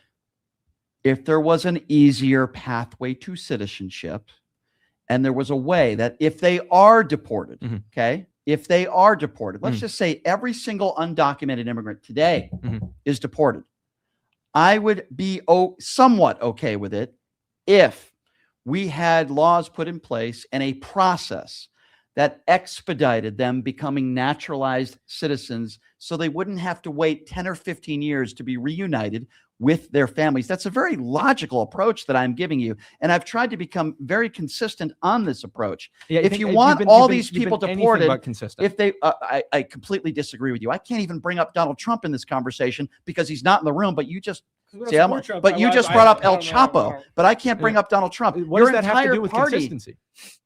First of all, I can't even bring up Trump. He's the president of the United States. You're bringing up El Chapo. No. What we're saying. What is immoral about what I just said? Brian, I'll tell you why we're saying you shouldn't bring up Trump. It's because you are asking us to answer for something we don't agree with. You could say, well, the shooter. Then why are you a Republican? Because I don't. Okay, hold on. First of all, my best identifier I'm curious. is that I'm a child of God. Second of all, I stand more to be a conservative. But what I align myself with are values rather than people. I'm not a Republican because of John Republic, who founded republicanism or whatever. Values. Let's talk about values. Hold on. I would love to do that. So, and I wasn't going to bring up Trump. I let it go too far. I wasn't going to bring up Trump. You've been. But I want to talk. I do not believe for a second, Brian, that you were not going to bring up Trump. Values of the Republican Party way before you bring up Trump. If we can, because we've talked about immigration for like 90 minutes. We got 20, 30 minutes left. Okay, and I know you wanted to bring up. We wanted to talk about porn a little bit. Okay, but you said I want to clarify. Right? Okay, let's talk about Republican values. Okay, without me even bringing up Donald Trump, why is it that Republicans consistently vote? Can you define republicanism before we engage in the conversation? Conservative values, as I hear. Okay. What Christianity, which I assume you are. Does somebody have to be a Christian to be conservative? No, but you're a Christian, right? I am. Okay, thank you. What do you think about being gay? Perfect. This is a question directed at me. This is the way you do this discussion.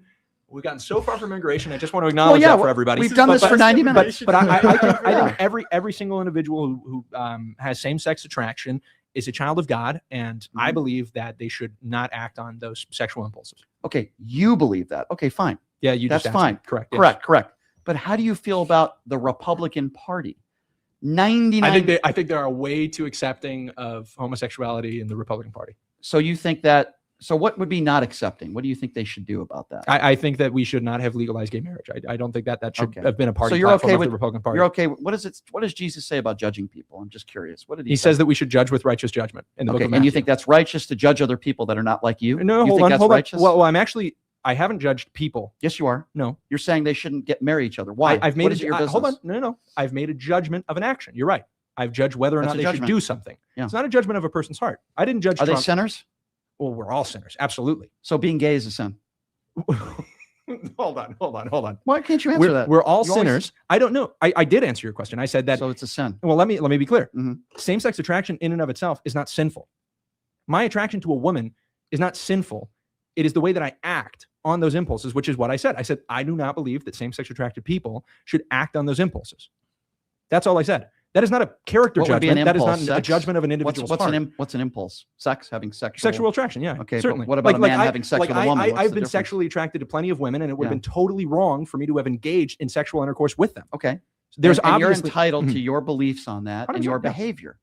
And I would never tell you what you should or shouldn't do when it comes to sexual attraction. But you would certainly make a judgment as to whether or not what I am doing is good or bad based on your moral framework. Certainly. When it comes to being attracted to somebody, no, it's not my business. Why do you care who people are attracted to? Because why do you care? Why do you give a crap? Well, I just want to be clear. I completely reject the framework that you can divorce culture, civilization, and a nation from the actions of every individual in the privacy of, their own homes. You think it's a choice? Acting on same-sex impulses? Yeah, absolutely. Yeah, okay, so action is a choice. So absolutely. So Richard Simmons was born straight. Is that what you're saying? Well, I'm not familiar with. You think a man just wakes up, or a 10-year-old or a 15-year-old just wakes? Hold on. No, this is important. Brian, can you repeat to me what I said 5 seconds ago? You said being gay, you believe it's a sin, right? Repeat what you said. I didn't actually say that. Okay, I thought that's what you said because it sounded like you said you were against gay marriage, correct? Right, and you think that conservatives are too accepting. Yes. Of gay people, which I find... No. I think they are too accepting of homosexuality in the conservative movement, and I specified specifically that is borne out in the fact that we have adopted legalized gay marriage as a party platform. Mm-hmm. Why are you against gay marriage? Okay, I'd like you again. I'm going to stick you to it, and then I do want to get to what's absurd about our moral position because you're not going to make me forget about that. What did I say when you asked me? So you think gay people are sinners? I think you were judging their behavior. No. What did I say? Repeat I said we're all sinners. Yeah. And then you asked me, you think being gay is a sin? What did I say? Did you say no? Correct. You don't believe it's a sin. Yeah, I said that sexual attraction in and of itself is not a sin. But acting on it is. Exactly. So why is it when a man acts on and has sex with a woman, that's morally okay with you? Well, it's actually not always morally okay. It's not. No, certainly not. Okay. Like I talked about with Trump. Why? Because extramarital and premarital sex is also immoral. What about my sex moral in framework. general? Sex in general is not immoral. Of course not. So why would it be immoral for? Because there are contexts within which certain actions are inappropriate and appropriate. It is appropriate for me to have sex with my wife if I had one. It is not appropriate for me to have sex with another woman while I'm married with my wife, despite the fact that the attraction is the same. Most people would morally agree with that, but why? Perfect. But why do you believe in the separation between church and state then? To an extent, but I think it's been misunderstood. That's a whole different issue. I'd like to stick you to the point of the moral absurdity. But hold on. What is morally absurd about the position that we present? Okay, but hold on. What about it is morally absurd? Okay, I want to answer that, but I'm not sure you do. I want to go to one more. Okay, we can talk about that. Okay, wait. So I guess I know. Let me answer his question. I'll answer his question, and you're not going to like my answer. Okay. You both have been very respectful to me, which I appreciate. And likewise. And likewise. I know we get heated, but I think you guys. I've talked to you off the air, and let me be very clear. I don't put you in the same category as some people on the far right that I have debated. You guys are young, but I appreciate the fact that you're both engaged in politics. I think that's great. Thank you. However, you both are privileged. Certainly. You both were born into money. We were all born. No. No, we were all born. That is a privilege. Hold on a second. We were born in the United States of America. I agree. No, we were born at all. Yes. I'd love to unpack this. But being born in the United States of America and looking the way we look, we're very lucky. Okay.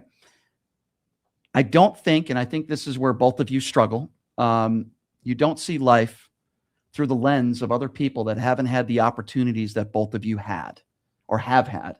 And I find that extremely problematic. You know how many judgments you've made of our lives? Okay. So I asked him. Hold on. You asked him. I didn't ask you. I didn't ask you. But you're talking to me too. So you've made a lot of judgments about my life. I don't know your background, but I apologize for saying that. But you've judged it. Okay.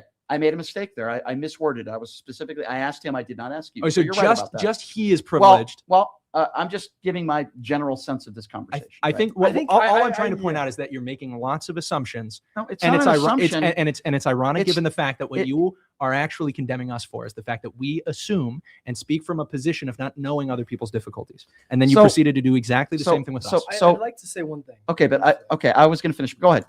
Okay, so talking about the idea that the position you're in can change the morality of your action, I fundamentally reject this. I have a question. Do you believe that there are certain actions that are always bad regardless of circumstance? Absolutely. Okay, so a good example is absolutely. If you talk about let's talk about it. Well, this is a moral hypothetical people use quite a lot. So say there is a judge, and a judge knows that a man committed some kind of crime, but the evidence was annulled, so he couldn't use the evidence for that crime. So he knows this guy's like a murderer, maybe, and he couldn't get him on that crime. So then he decides, okay, I'm going to try him for like treason or a crime he didn't commit, and then convict him for that. Would that to you be a moral action? Do me a favor and repeat that one more time. So can you basically, if there's a judge who I'm a judge. I know this guy committed a crime, right? But the evidence is thrown out because I believe in our justice system. Doesn't always get it right, but I believe in our justice system. Illegally. Do you believe that it would be moral for that judge? In Well, this scenario? if evidence was obtained illegally, then that person would not be convicted, and there would be a hung jury, or not hung jury. I'm sorry, there would be it wouldn't go through the courts. Saying, this is a moral hypothetical. So say this is a trial by judge country. Yeah. Would it be moral for the judge then to falsely convict the guy for like another crime that he committed with similar punishment in order to get the outcome that is more moral or just in your system? That's a really weird hypothetical. So first of all, if there's evidence that's inadmissible, it would be inadmissible. Can you subvert the process morally, not legally? Can you morally subvert the process of justice? You're talking about a different case, though. I mean, like no. But the point is, it's a logical, it's a direct syllogism. It's a direct. Yeah. Well, look, it's morally identical. I'm going to give you a general answer. Our courts sometimes get it wrong, sometimes not intentional. Right? I think we could agree the courts aren't perfect. But for the most part, I believe in our system, which I do believe is targeted at sometimes and helps people that are wealthy, people that are rich, people that look like you and me, rather than people that are brown or people that are minorities or people that can't afford good legal representation. Maybe this will refine it more. Say you're a judge and you can make all the decisions you want. There's no penalty. You are shown a video that is deemed later inadmissible, which shows a man murdering his wife. This video is now inadmissible. Why would it be inadmissible? I don't know. This is a hypothetical. Okay, it's a very weird hypothetical. The idea is someone committed a crime. Why would the video be inadmissible? The idea is to decide whether or not duty. You have a duty to do things a certain way. Of what you're talking about. How would you have felt? Kyle Rittenhouse. How would you have felt if you did not eat breakfast this morning?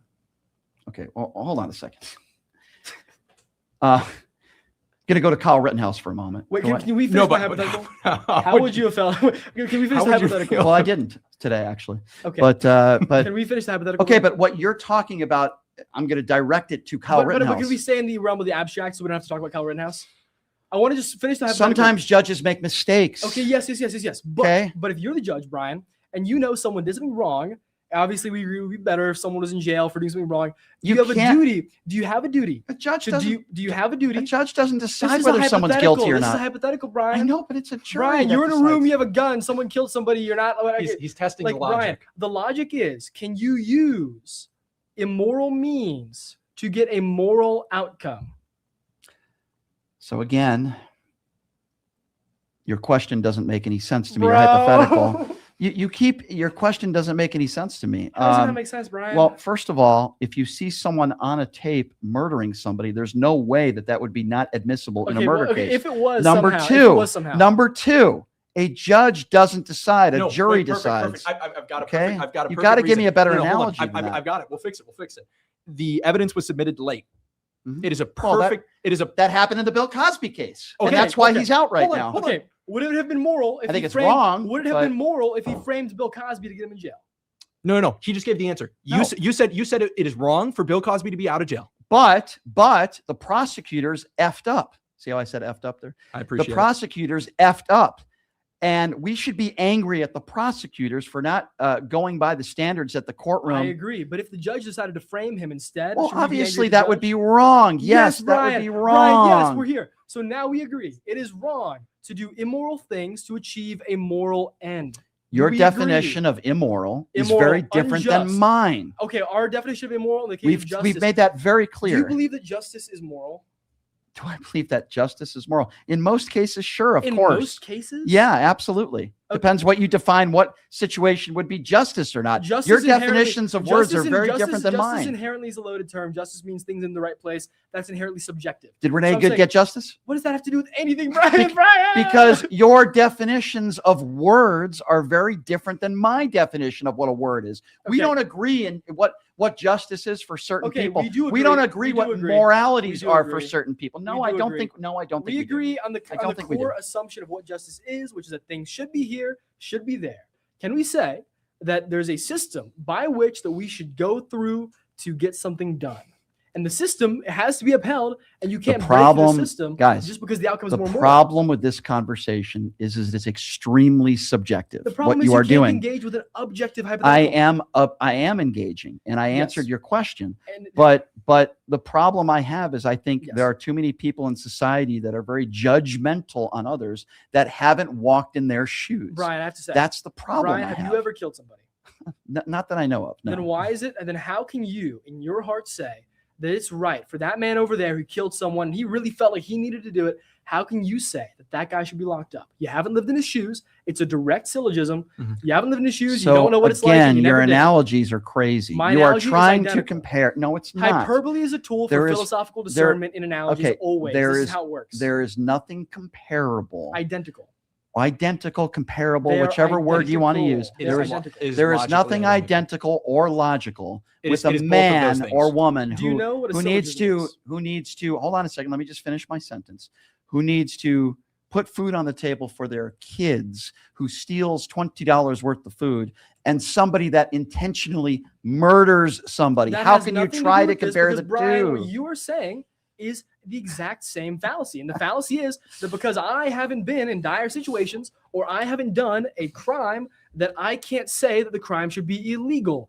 For example, legislating murder. Should it be the case that we cannot make murder illegal because everyone who's making that law has not committed murder? Like, That's ridiculous. it's a direct analogy. Yeah. Do you know what analogy means? Yes, I do. Analogous. I know They're what a lot of the identical. words you're using terms means. of We just have very morality, different We definitions of have the what those exact words same. are. This is a unfortunately. philosophical direct comparison. Can I- you say that because you have not done a crime, you cannot say that that crime is immoral? I feel as though we can both say that we've not done many crimes. We've not lived in So many I'll areas. answer that. I I'll can't answer say that. what Hold it's on. I'll like answer living in that. Texas, I'll but I can answer say that. something's wrong. And I'll go back to what I said earlier and I'll answer that.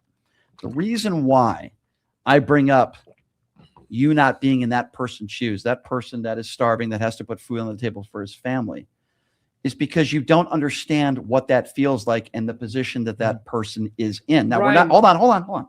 We're not talking about murder, okay? We're talking about shoplifting, okay?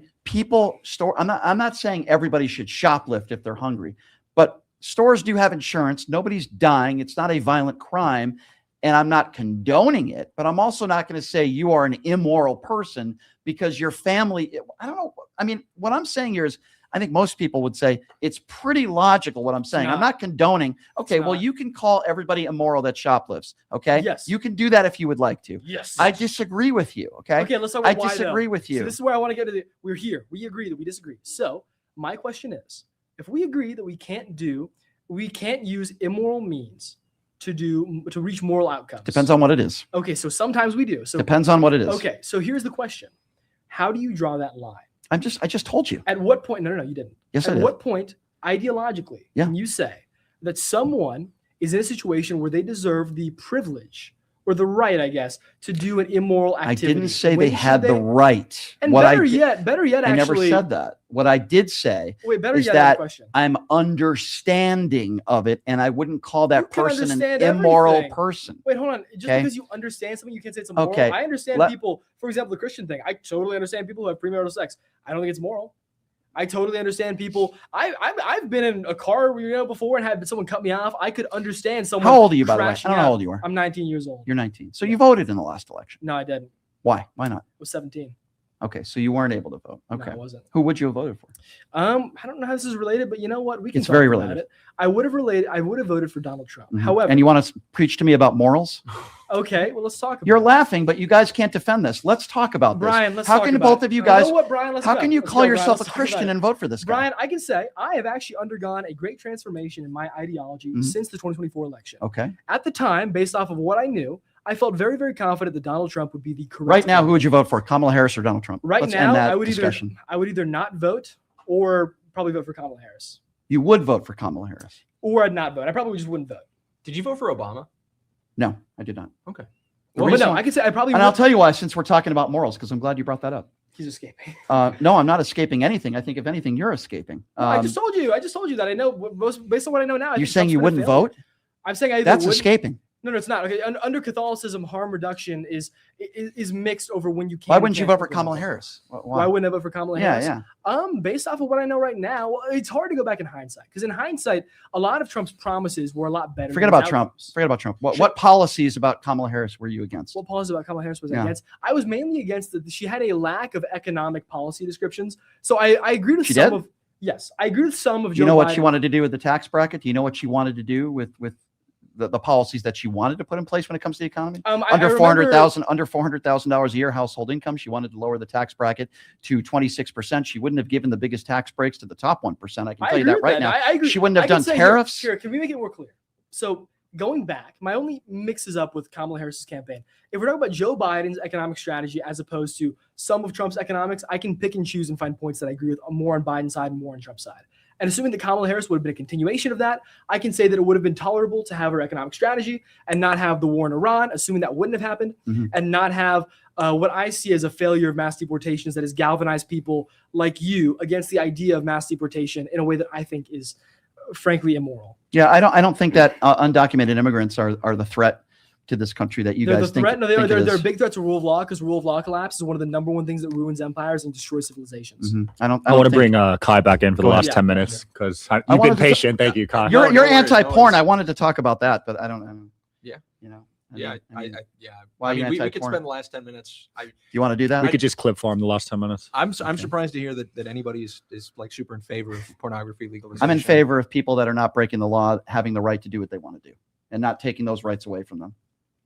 Okay, so if heroin was legal, would you be in favor of that? Give me evidence how porn is horrible for society.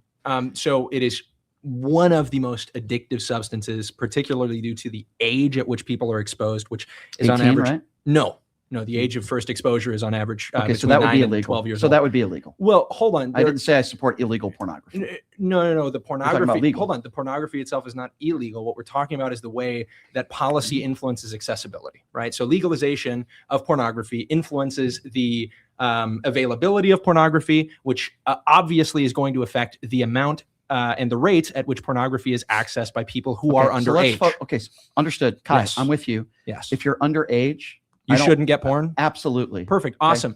Let's talk about legal age. Hold on. Here's the issue.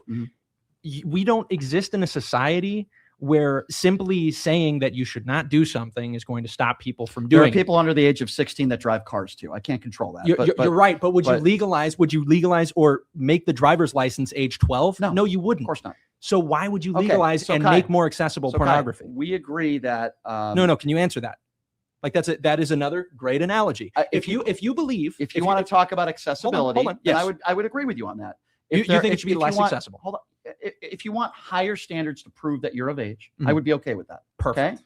I'm okay with that. Good start. So let's focus on the legal age now. Why is porn bad for legal? Well, I think porn is always bad. I think porn destroys marriages. It increases perceptions of violence, or rather the morality or the acceptance of violence. I think you can make the argument that porn relationships. sometimes can help a marriage that's struggling. So I would disagree with you on that. I think you can make every single take in the book, but I don't think that would be so true. If a woman wants to show off her body and be an OnlyFans model, which clearly you're against, which I find bizarre. Certainly. Just because you care about the consistency, I'm against men doing it too. Okay, that's fine. If a woman wants to do that and it's not against the law and she wants to show off her body and make money in doing so, why are you so against that? I don't understand that. Because the metric by which I oppose or agree with something is not simply based on whether or not the person wants to do it. Like, I don't think hedonism should be our overarching moral philosophy. Why should you? Okay, if you don't want to watch porn, I would never force you. You have the right to be anti-porn. I'm glad you would not watch. I'm glad you would not force me to watch pornography. But the point I'm trying to make is live your life. And if you're anti-porn, no problem. Now, I'm going to be the first one to admit I'm not really into porn. I do go to the Avian Expo because I have a few people that are friends that are in the industry.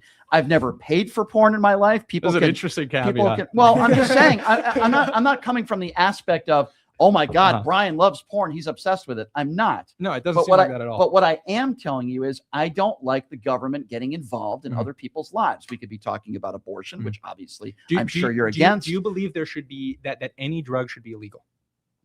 If there, first of all, it has been proven that there are certain substances and drugs that are extremely harmful. My sister died of a drug overdose. You're correct. So obviously there needs to be certain parameters put in place, and there are certain drugs. Listen, I think doctors in general overprescribe people that are suffering from depression. But Brian, specifically the drugs that are currently illegal.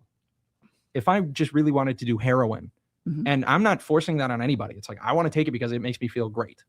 Why is the government? You're comparing drugs with porn. Yes, that is. You're comparing. Well, no, porn is a drug. Okay. Porn is literally a really. Drug. Yes, so can you give me an instance where somebody was watching pornography and they died because of it? Well, actually, yes. Actually, yes. Okay, I'd love to hear that. It's typically related in autoerotic asphyxiation, which is an offspring of sexual deviancy and obsession, which springs, by the way, of pornography, because what it does is desensitize people to natural stimuli. So there's your example because you asked for it.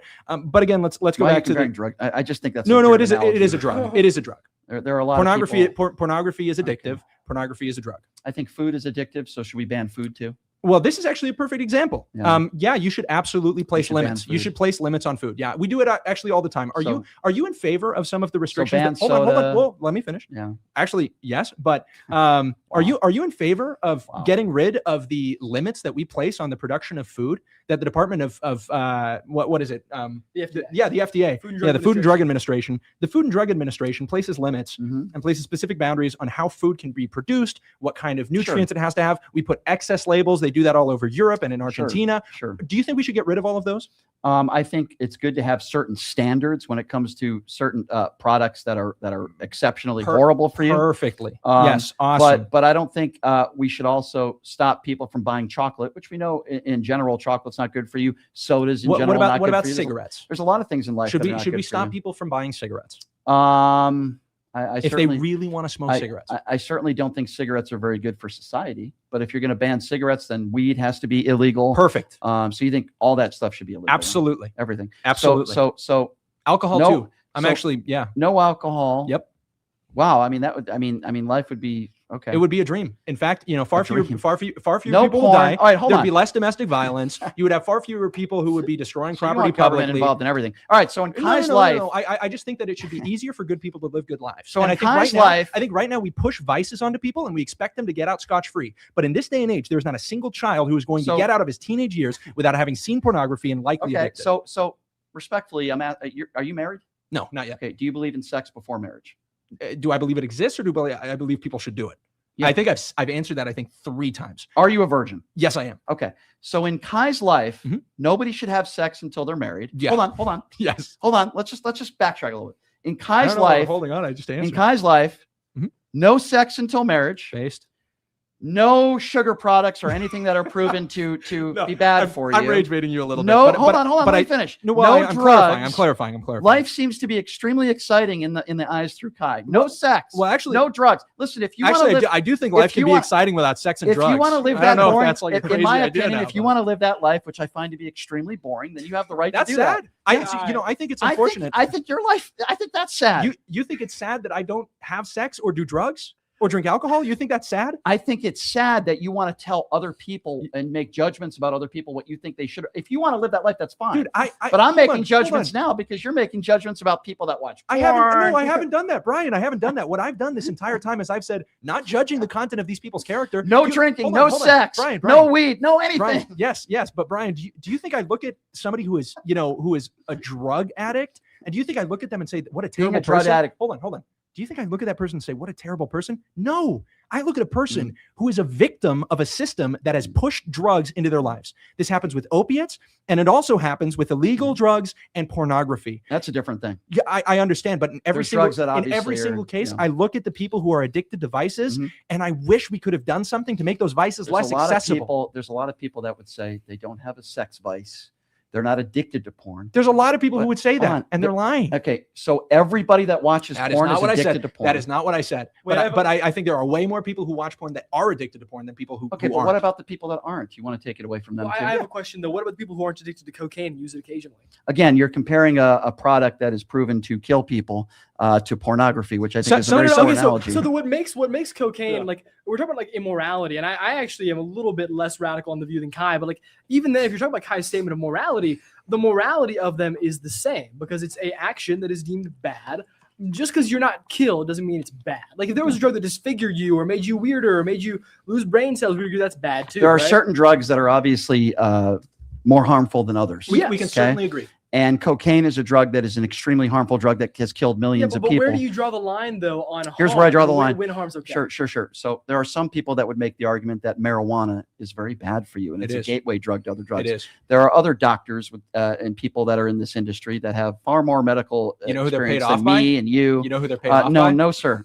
I know paid people off by the weed lobby. Not true. 100%. Not true, because I know people. Again, this comes to life experience. I have friends of mine and people that are in this industry that are no longer in it, that are retired, that aren't getting paid from anybody, that would tell you that marijuana has a lot of things that help people with different diseases, helping people with pain. Listen, it's a case-by-case basis, but nobody can compare marijuana to cocaine, which cocaine is a far more serious drug. Yes. That's done far more harm for people. So Brian, you and I don't disagree. I'm being a little hyperbolic, but what Jackson's saying, this is absolutely true, is that, you have things that are worse and things that are maybe not as bad, but that doesn't mean that you can't limit access to those things. And I would add, on this pornography issue, and this is what I think is incredibly predatory.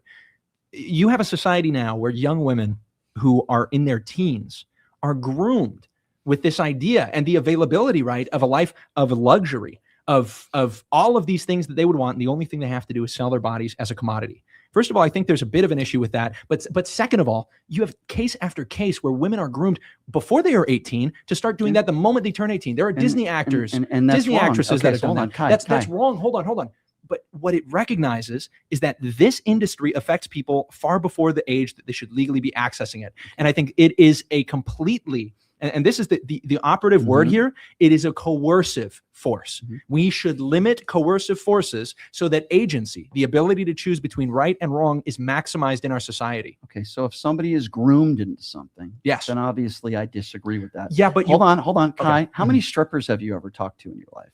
A couple, actually. A couple. Okay. Yeah. So have you asked them and you've gotten into questions about why they got into the industry, or were they all groomed?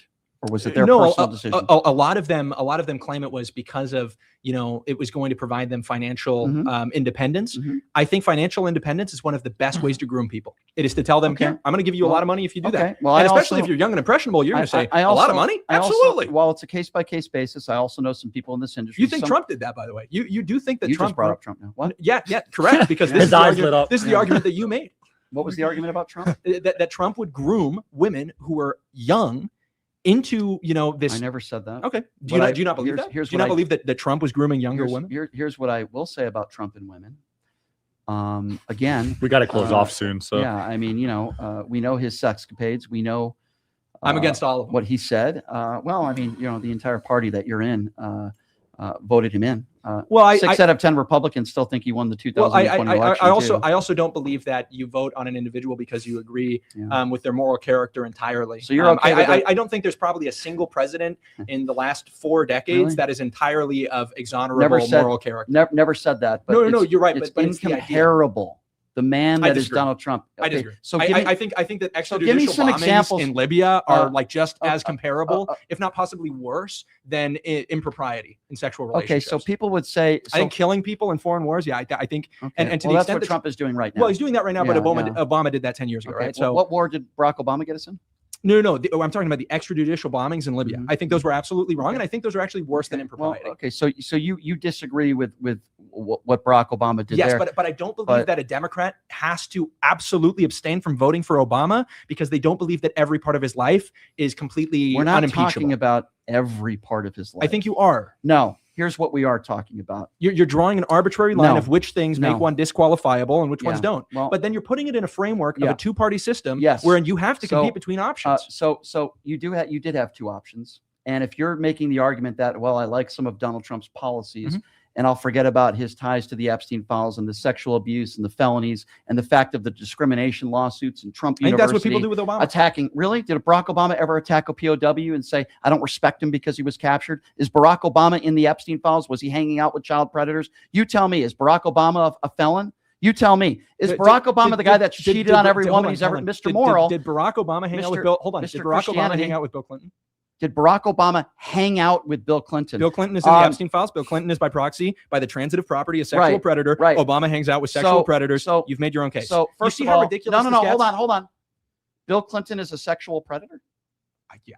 Was it ever proven in a court? Was he ever found liable? I think I'll Okay, spare you. Hold on. I'll spare you. No. I'll spare you, by the way. The answer is no. I'll spare you the minutia about this. I think that you're a Christian man. I think that almost every single politician is liable for some kind of sexual to compare impropriety. Donald Trump. Oh, really? Yeah. What was Barack Obama sexual impropriety? Oh, hold on. Again, this isn't a statement. Let's be clear. This isn't a statement I'm basing on convictions. I think the majority. No. I'm talking about accusations. Where's Barack Obama been accused of sexual impropriety? Hold on. I could probably pull up a list of them. What I pulled up is the example with Bill Clinton. But that doesn't. I don't defend Bill Clinton. I think he's a scumbag. I would never vote for him. Would you say the same about Donald Trump? I think Bill Clinton was a scumbag. Well, yeah. Your entire party I voted this guy. I think within moral character, yeah, absolutely. He's a piece of garbage. You would agree? No, I don't make moral character judgments. No. Okay. What about a child predator or a pedophile in general? Is Harvey Weinstein a piece of human garbage? Was Jeffrey Epstein? I don't call anybody a piece of human garbage. So Jeffrey Epstein isn't. I think that is a despicable. Raping a child is not. Make you a piece of garbage. I don't make. Okay. And you're like being specific about it because you think very specific. Yes, I know, because you're trying to generate a clip. But all I'm trying to generate any clips. No, absolutely you are. All I've been doing. I don't edit my own videos. I don't generate clips. All I've been doing this entire time is affirming the same Christian ethic that I've applied consistently throughout, whether it's with both of us, whether it's with you. Does Donald Trump have ethics? I'm telling you mine. You got him going with Trump. Can we please have Donald Trump and debate you? If somebody if somebody took a shot, I'm sure he would debate. Speaking of this whole alcohol issue, speaking of the whole issue of substances, I hope nobody's doing a drinking game. And it's based on the number of times. Unlike you, I don't want to tell people what they should or shouldn't do, or what I think is morally wrong as far as drinking. I'll do it right now. I think people should go to the gym. I think people should not do illegal drugs. I don't think people should abuse opiates. I don't think people should view pornography. And I think if every single person abided by every single thing I just said, the society would be far off better for it. I think life would be very boring. We'd be living a very boring life. No sex before marriage. Brian, we'd have a lot of people that are backed up, Kai. I think you're backed up. Brian, I think it is incredibly sad that we have gotten to a point in our society where you do not believe an individual can have fun without having sex. Obviously, I'm being a little bit facetious. And by the way, I don't do drugs, so I'm being extremely facetious. No nicotine? I've never been a drug person. I smoke a cigar once in a while. I go to a cigar bar once in a while, but you don't inhale. I've done marijuana a few times in my life. I don't react well to it. I don't enjoy it. No, I don't do any of that stuff. Okay, good. I don't do any of that stuff. I enjoy music. I enjoy sports. That was my drug growing up, playing sports. I'm also not from that cloth. I'm not a druggie. I don't do drugs. I'm not a big porn person. Yes, I've gone to a few strip clubs here and there. I'm not going to lie to you. I have friends that are OnlyFans models. I wouldn't have pushed you on it. I wouldn't have pressed you on it. But I don't. The difference between you and me is I don't like to tell other people you shouldn't be doing this, or this. I think the difference between if you want to be a virgin at the age of 50, I'm not going to. I'll be like, hey, that's your. Well, I don't want to be a virgin at the age of 50. I know, but my point is, in a normal conversation, I'm not looking at you and saying, "Oh, well, Kai's a virgin." I want you to be able to, because I want you to be able to live your life. You want to know what my reply would be? It would be, yeah. You know what? But I disagree on God. I could be like you any day of the week, but you can never be like. But you know what? I think God gave us the parts that we have. Yeah. And to be able to enjoy each other in a proper context. And you admit in a proper context. And I don't see anything wrong with that if it's consensual. And I don't. Final point. Okay. Yeah. Anyway, so. We went right off the immigration issue. Well, we did a little bit. I think the problem is we just a little bit. Yeah, when we can't engage in hypotheticals, it really is difficult to arrive at kind of a substantive moral argument. And I think if you base your entire political framework off of a president rather than off of policies, it becomes super difficult to talk about issues because issues transcend presidencies. As for the last part that we were talking about. I am interested in making this a country where it is easier for good people to live good lives. And there are plenty of ways in which we apply limits to people's abilities to do what they want to do because we think that it would be better for them and we think it would be better for the society at large.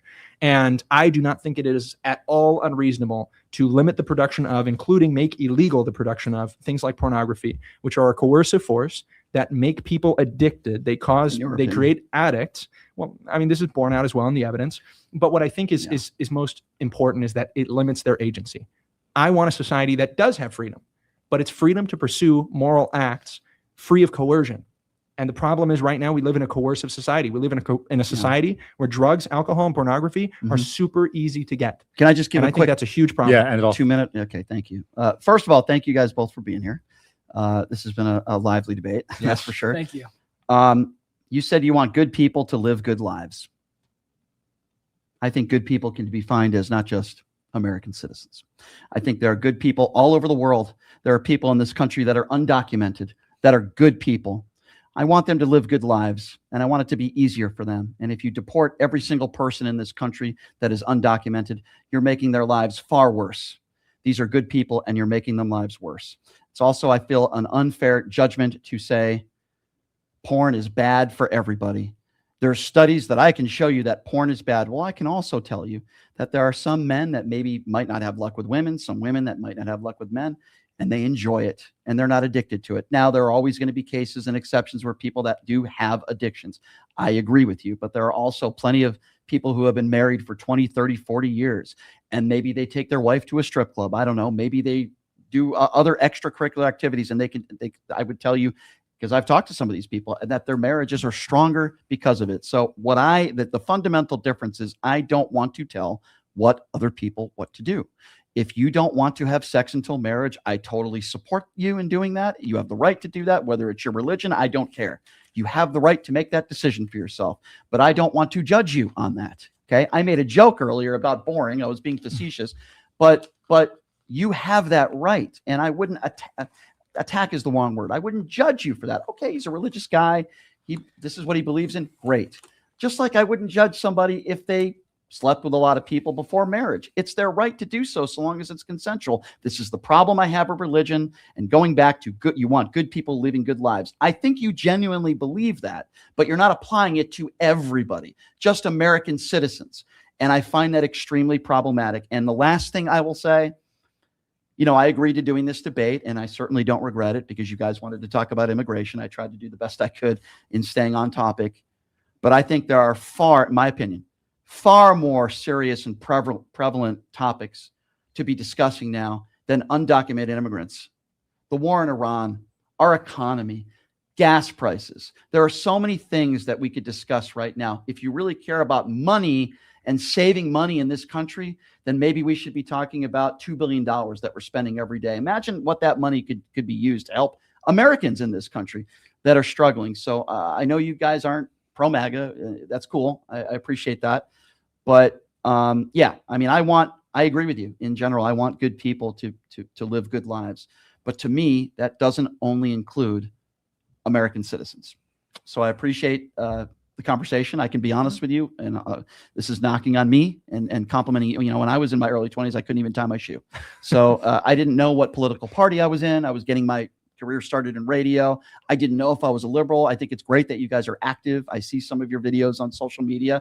We are in the same circles. We know some of the same people, and the people, I wouldn't have done this if I didn't hear from certain people that said a lot of nice things about you. Aww. They said you were a good guy, and it'll be a respectful debate, which I appreciate. As you know, sometimes in my videos, I get very heated with people, very heated. It's part of my, I don't know, aura, I guess. I don't know. So hopefully I gave you guys respect too. Yeah. And I appreciate the conversation, and I would love to have a debate about Donald Trump, of course. Absolutely, bro. Next right. time. Thanks, You guys. want to say anything, Jackson? Yeah, go ahead.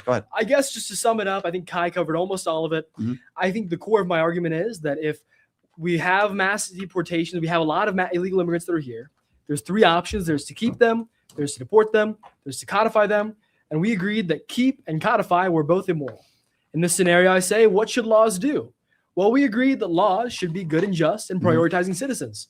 So therefore, I think it follows that mass deportations are the moral, correct decision for the American justice system to go through.